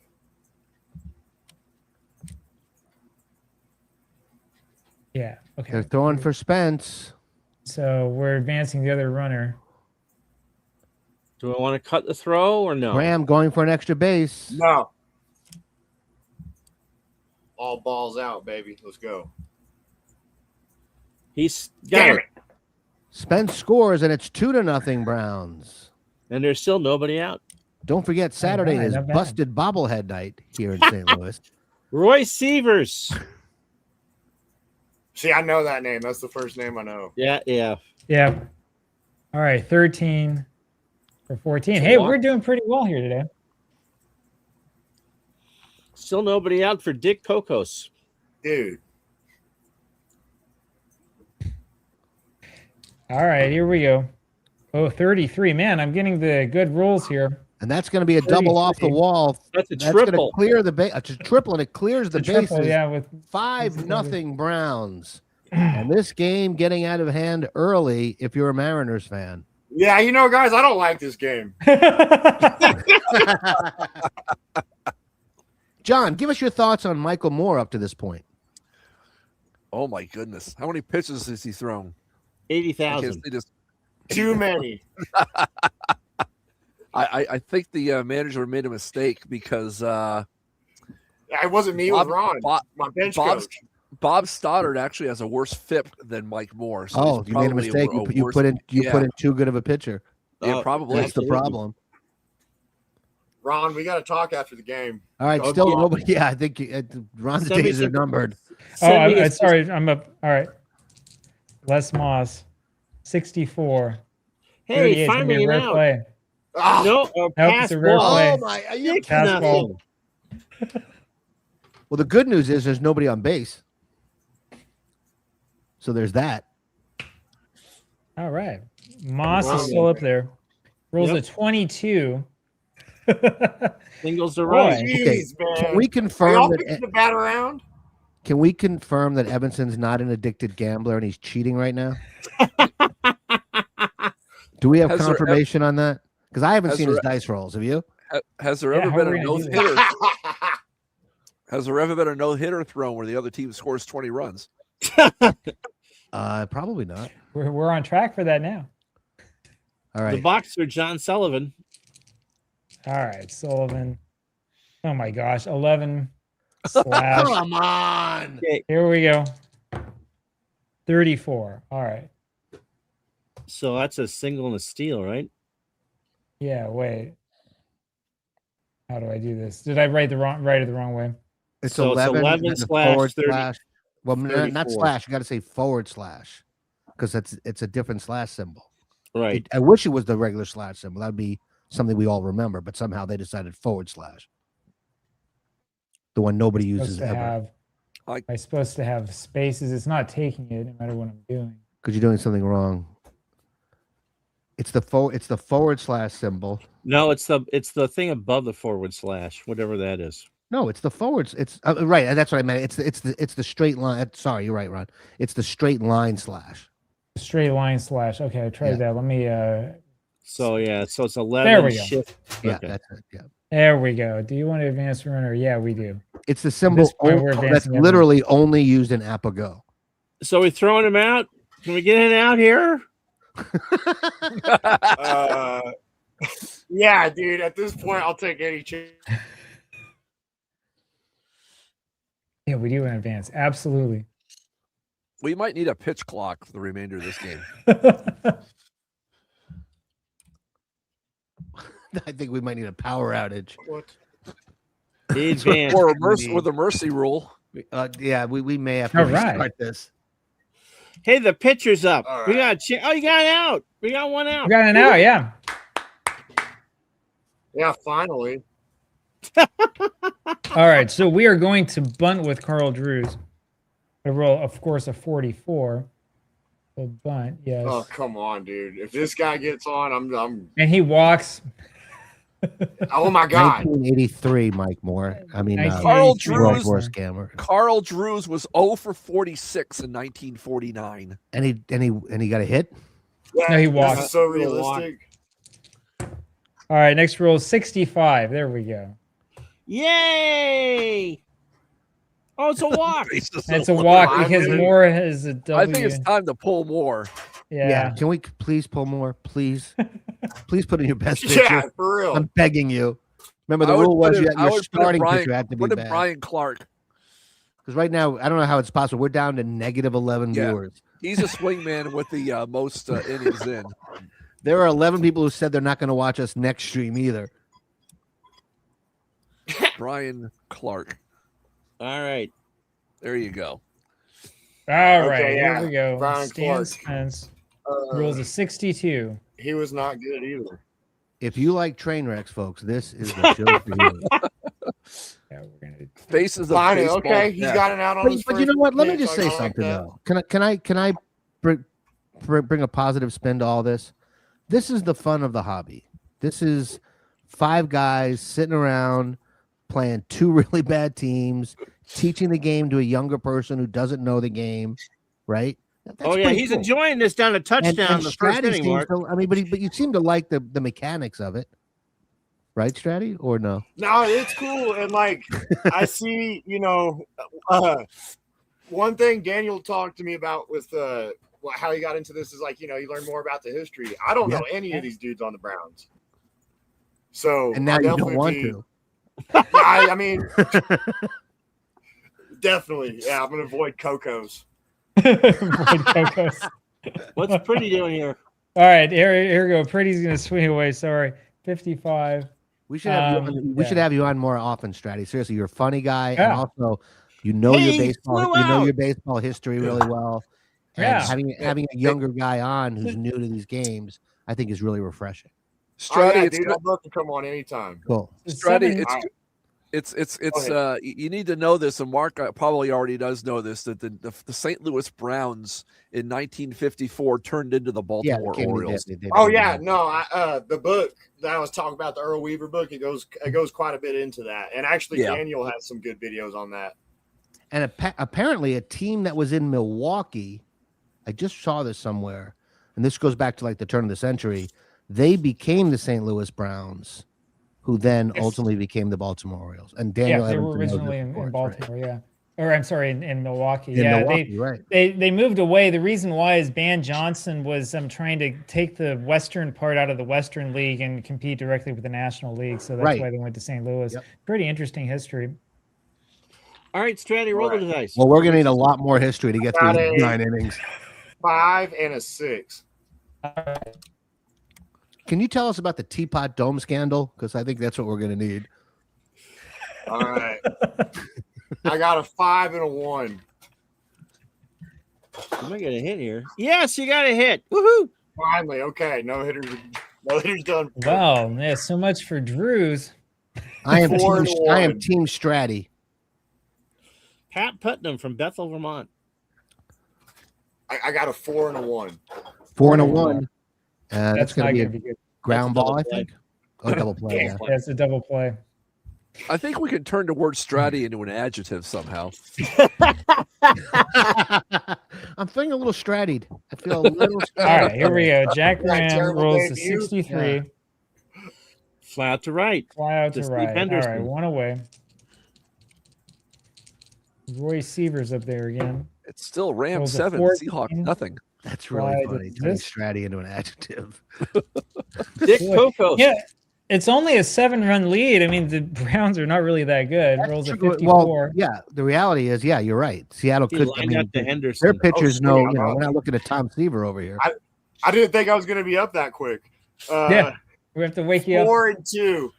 42 is a walk All right, man on. Here comes the rally. for 2 Jamie and Nelson. 3.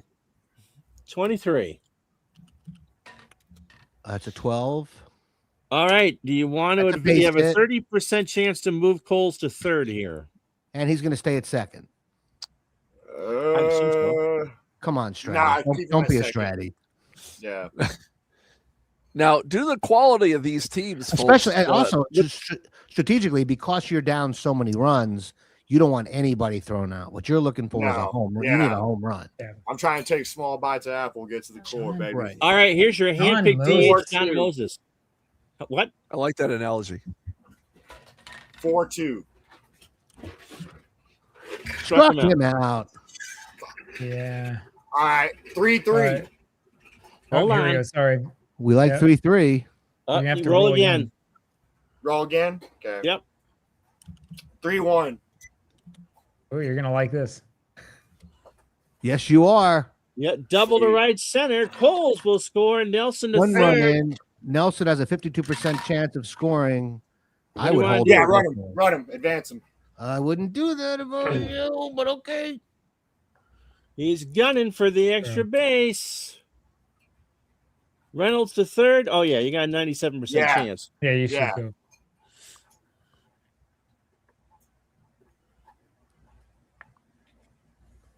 Why is There you nothing go. happening? He's out. We threw him He's out. out. Sorry, I had to Nelson push threw him out. button twice. Okay. That was a mistake. 7-1 though. It's all right. It's Yeah, all right. right. All right. Spike Owen.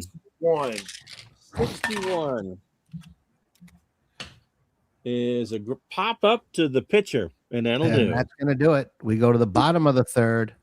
It's All Browns right. 7, Mariners 1. We're getting Les a little bit of Moss.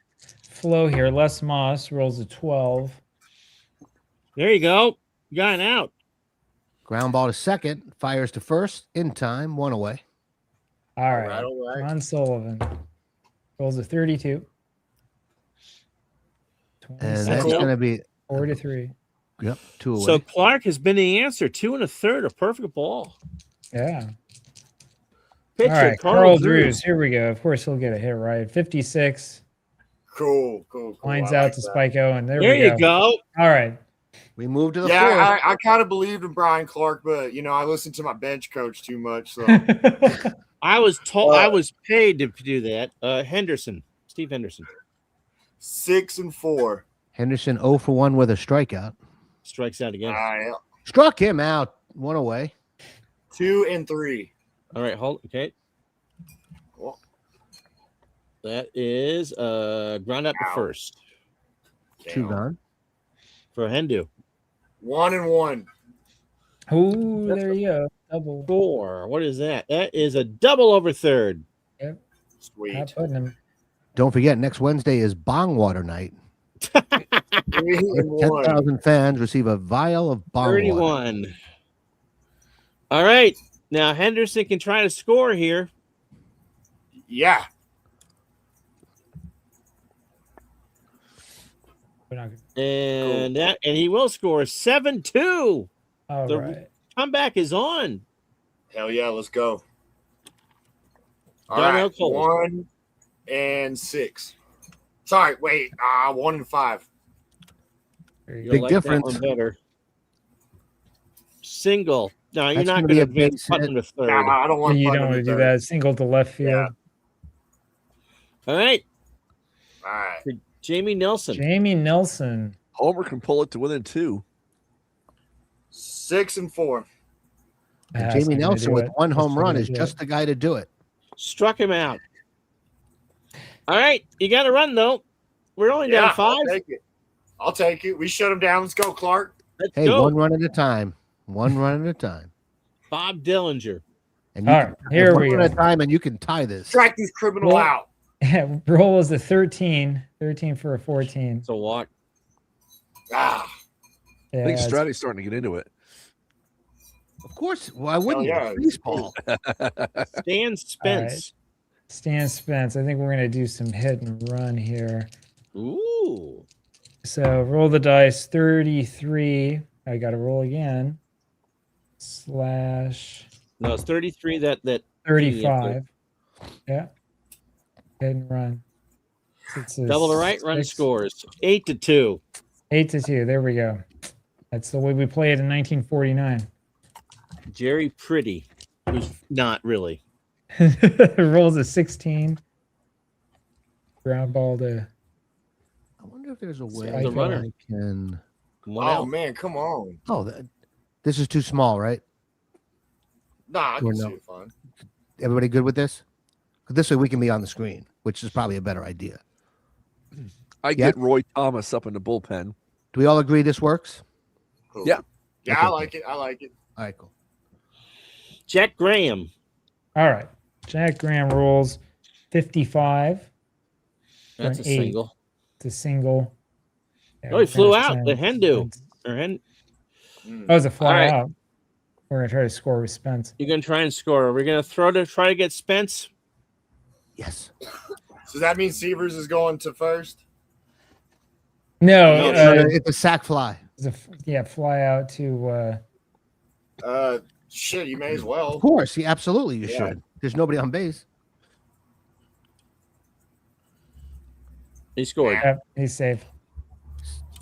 Here comes a Good ball, throw. Clark. Not in time. I think Jack Graham hit a home run in my All-Star game in '49. He had a really good year for on the computer. Severs 63 is his roll. 13. He strikes Strike out. him out. All right. All right, 92.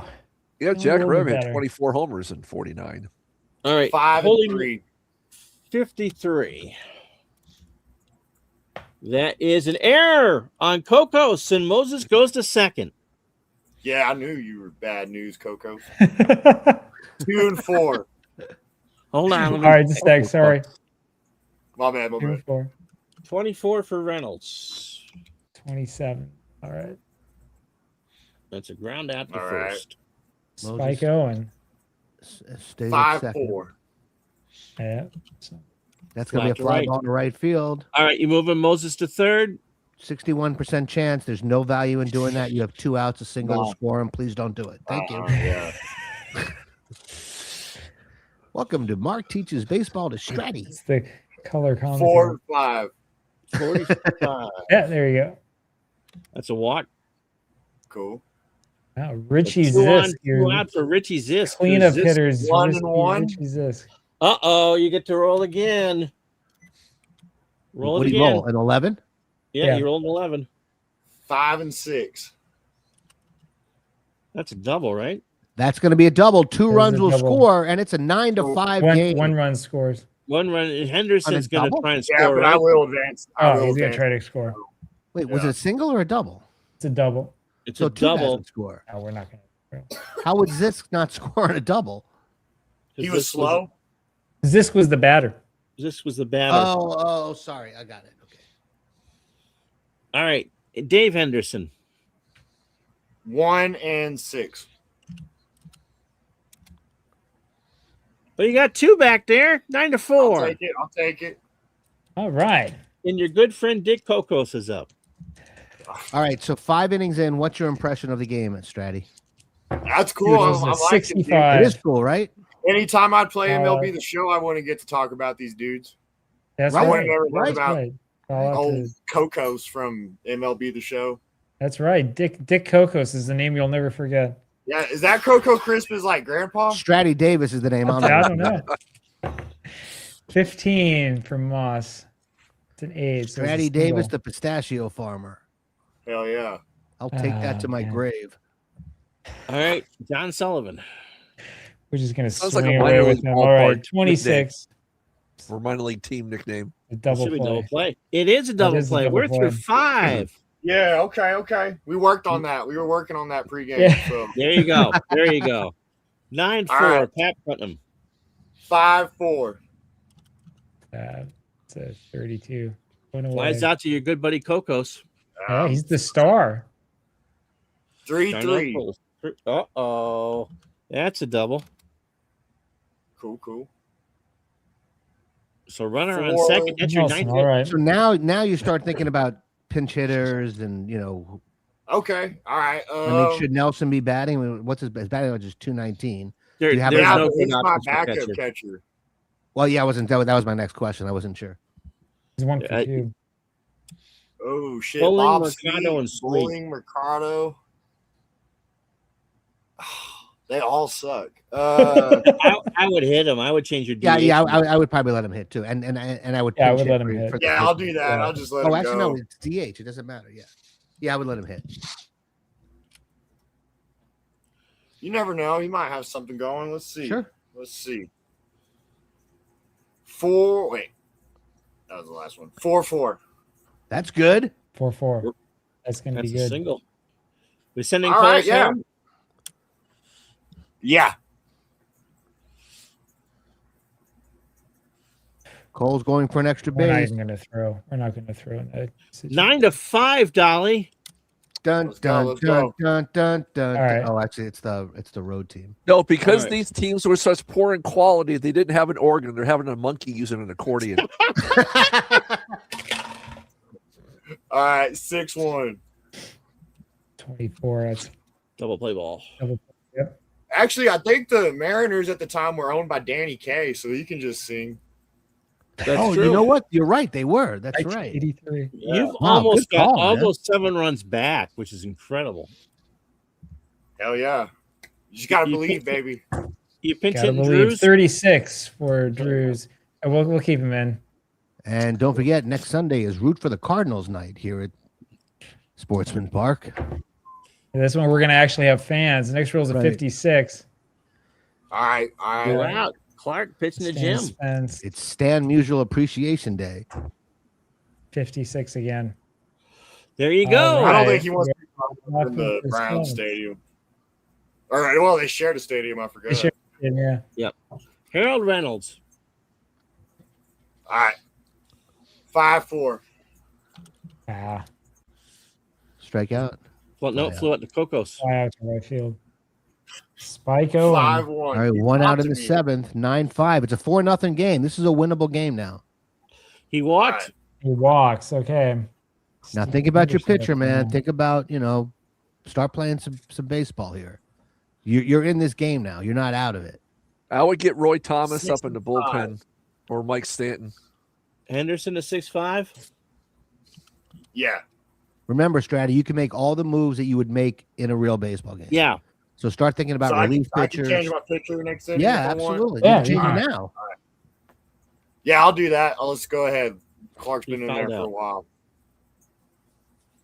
All right. Two I know you away. had Roy Two Thomas in the there. bullpen. Yeah, I would suggest Thomas. Richie Zisk. Yeah, I'll do him then. I mean, in games like MLB The 5-2. Show, I know you can do that, but does it matter as much as it does in a game like this? Daniel, as somebody who's done both? I actually don't know for MLB The Show. It's been a long time since I've played it. That's true. What do you yeah, want, yeah. Stratty? I'll do for pitching. Yeah. Roy Tho- Thomas. 'cause Roy he was in Thomas. yeah, A household name. yeah, big dude. Yeah, big fan. Him and Ed Vanderberg and Bill Cottle. Yeah, you know that was 3-head. Wow. You know, if you collect baseball cards in the 80s, you have like nothing but cards of like Ed Vanderberg. It's amazing. Yeah. Jerry Pretty. Generational difference. Texas All right. Rangers legend Ed Vanderberg. 13 for Pretty. 14. That's a walk. You'd fit in well with Ron's retro replay that he's doing in the 80s right now. He's doing 86 86, yeah. on his channel. Oh hell yeah! All right, Jack Graham. I'll have to check What that was out, Ron. 16. Retro Sports Network is the name of the Yep. channel. Oh, and Fielder's Choice. I think I may have actually seen that before looking up other stuff Daniel's done. All right, Roy Sievers. Yeah, the YouTube probably Like- connects us. Yeah, I was about to say it may have 13 been to suggested to 14. me. Yeah. Oh, he walked. And here comes Dick Cocos. It's 1 for You- 3. Beat him. Let's hit him. Let's just show him. Unfortunately, there's not an option for that. But There's no 42 on that card. He's cuckoo for 44. Uh-oh. An 8. Uh-oh. Bases Maybe a loaded. single. Bases loaded. One out All right, come on. You need a double play.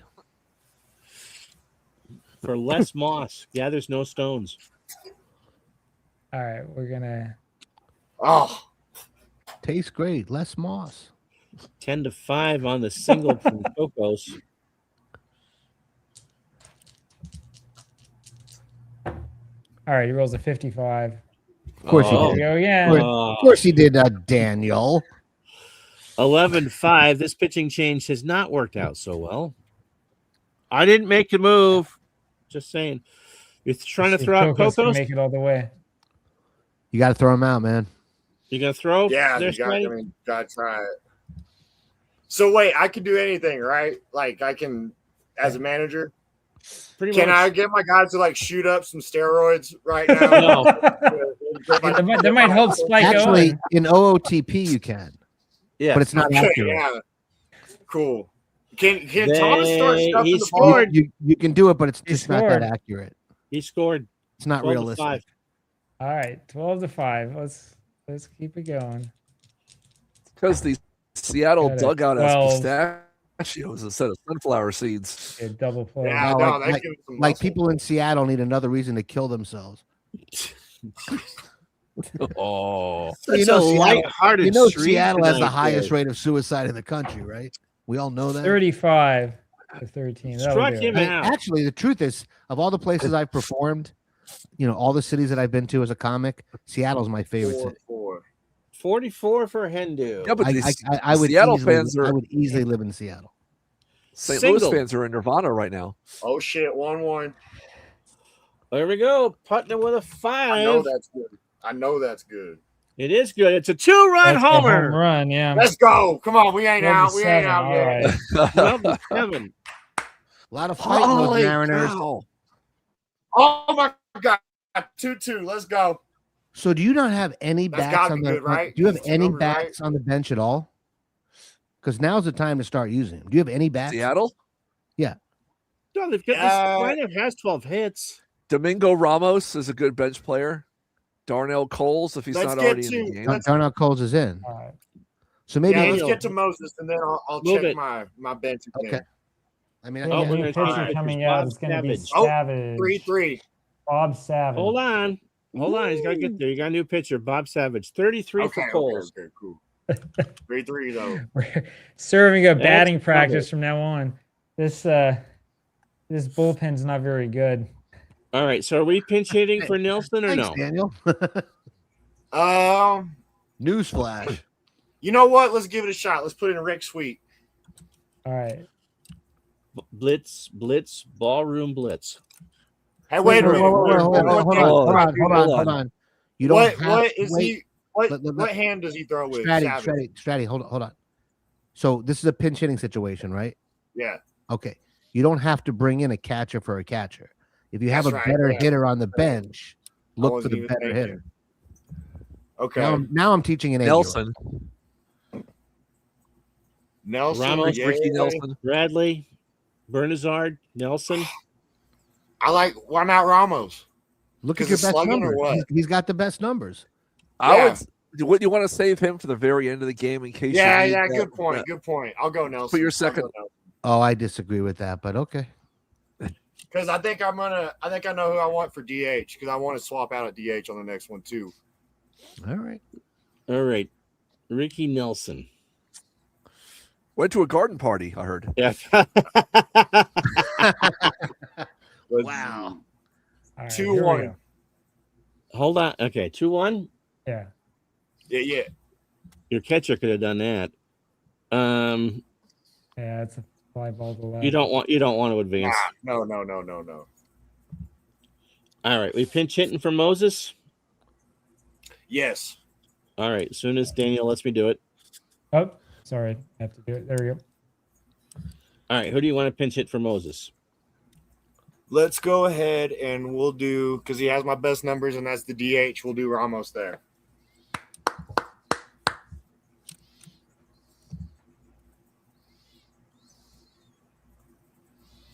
I like when I'm watching the live views, and you'll go 14, 15, 16, and then 15, Yeah. 14, 13. You're like, wait, All right, what? whenever you're ready, Daniel. I pushed What? it already. It's giving Browns me, Mariners? What? Where's Dave Gardner? No, I can't. Not yet. You got to do it because I changed it. It's like watching the Labor Day telethon numbers change. So at the moment, we both have this spinning thing going on. Oh, here we go. Those Okay. numbers never go Now it down. changed. This All right. commentary is terrible. Domingo I mean, Ramos. we Man, would look not at be this higher. guy. Okay, roll it. Oh, ready? 5-5. Oh, Yes! jeez. Oh, jeez. Savage. Cole's man. gonna score. Oh, yeah, baby. Yeah, we doing it. Savage is right. Jeez. What we at? 12-8. Shoot. 1 out. I got 5 outs to go. Let's go. All right, Harold Reynolds. Here's Harold 14. Reynolds. He's 1 for 4 today, it looks like. What was the roll stratty? 4-2. 4-2. Shoot. That's 2 away. Fly out, and you don't want to move Ramos. At Nah, this I point. don't want to do that. That ain't worth it. Now you got Are the you sure big that- slugger Hey, spike going. Mark, Yeah. are you sure that isn't Rondo or Randy Savage pitching? Snap into a Slim Jim. Doc Spike going. All Savage. right. It's Doc Savage. We'll go 5-1. We'll do him. We'll go ahead. I was thinking- Or was it Dr. It's Bud gonna be a Savage? ball. Right. Two balls. You get to roll Two again. balls. Yeah. No, two actually, balls. no, no. it's Fred Savage. Yeah. 5-1 again. Is that what I He said? won. Yep. Yep. That'll be a walk. He walks. All right, first Sweet. and second for our For favorite Steve- player, Steve For Henderson. Steve Henderson. 3-run homer, Go. cuts the Ooh. lead to 1. 3-6. Not a 3-run homer. That'll be a 2 balls. That'll be a walk. Again, 2 balls. Oh, two balls. He's throwing Well, 6 he straight does. out I of mean, come zones. on. I gotta say, What was it? I'm digging APBA GO. 2-6. I don't know why Daniel, it's- what do you think of the game, Daniel? That was great. It's a lot of fun. It's fun. All isn't right, it? Yeah. that's the Yeah, once you inning. get All used right, to so what who I'm do you doing. want as a catcher? They're all. I'll go ahead and do distinct- Rick Sweet. And Ramos becomes the DH. We changing the Yeah. pitcher or no? Let's see. He's gone what? 2 innings, 1 inning. Now let's keep him.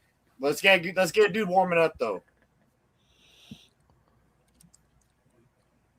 It doesn't. You don't. Actually, All right, there here we go. are games. There Oh, are games, okay. Stratty, where you do have to warm up Right. the pitcher, Yeah. but this is not one. Or there's Okay, settings okay, where you cool. have to, like Diamond Mind, you can set that Mhm. where you've got to actually warm up the pitcher. All right. Diligent. Roll a But- 6-4. But pro tip: nobody uses those rules Struck him out. Yeah. because they're boring.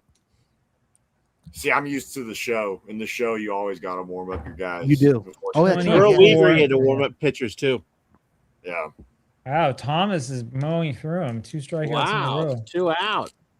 Let's For go. pretty. Let's go. 24 again. It's another strikeout. He struck out the side. Woohoo!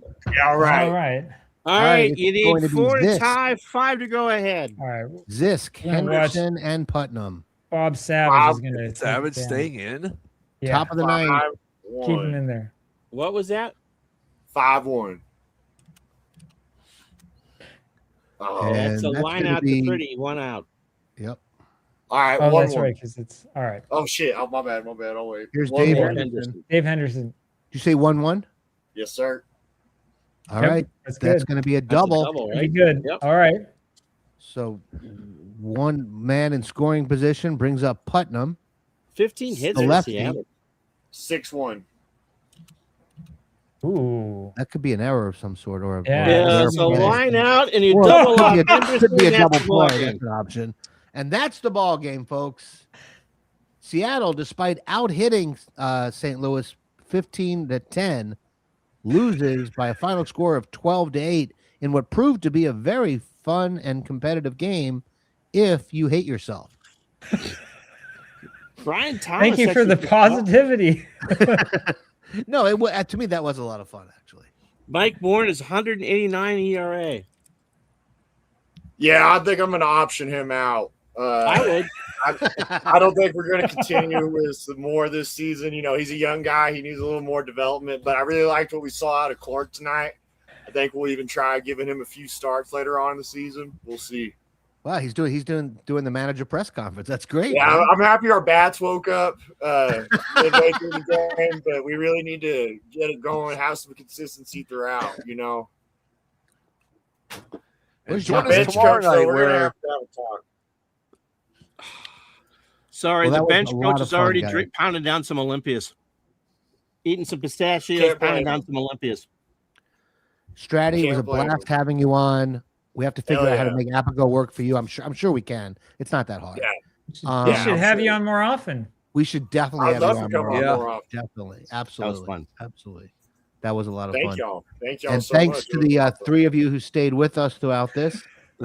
No, it was more than that. It was almost 4 times that, which sounds more optimistic than it was a great show. It was a lot of fun.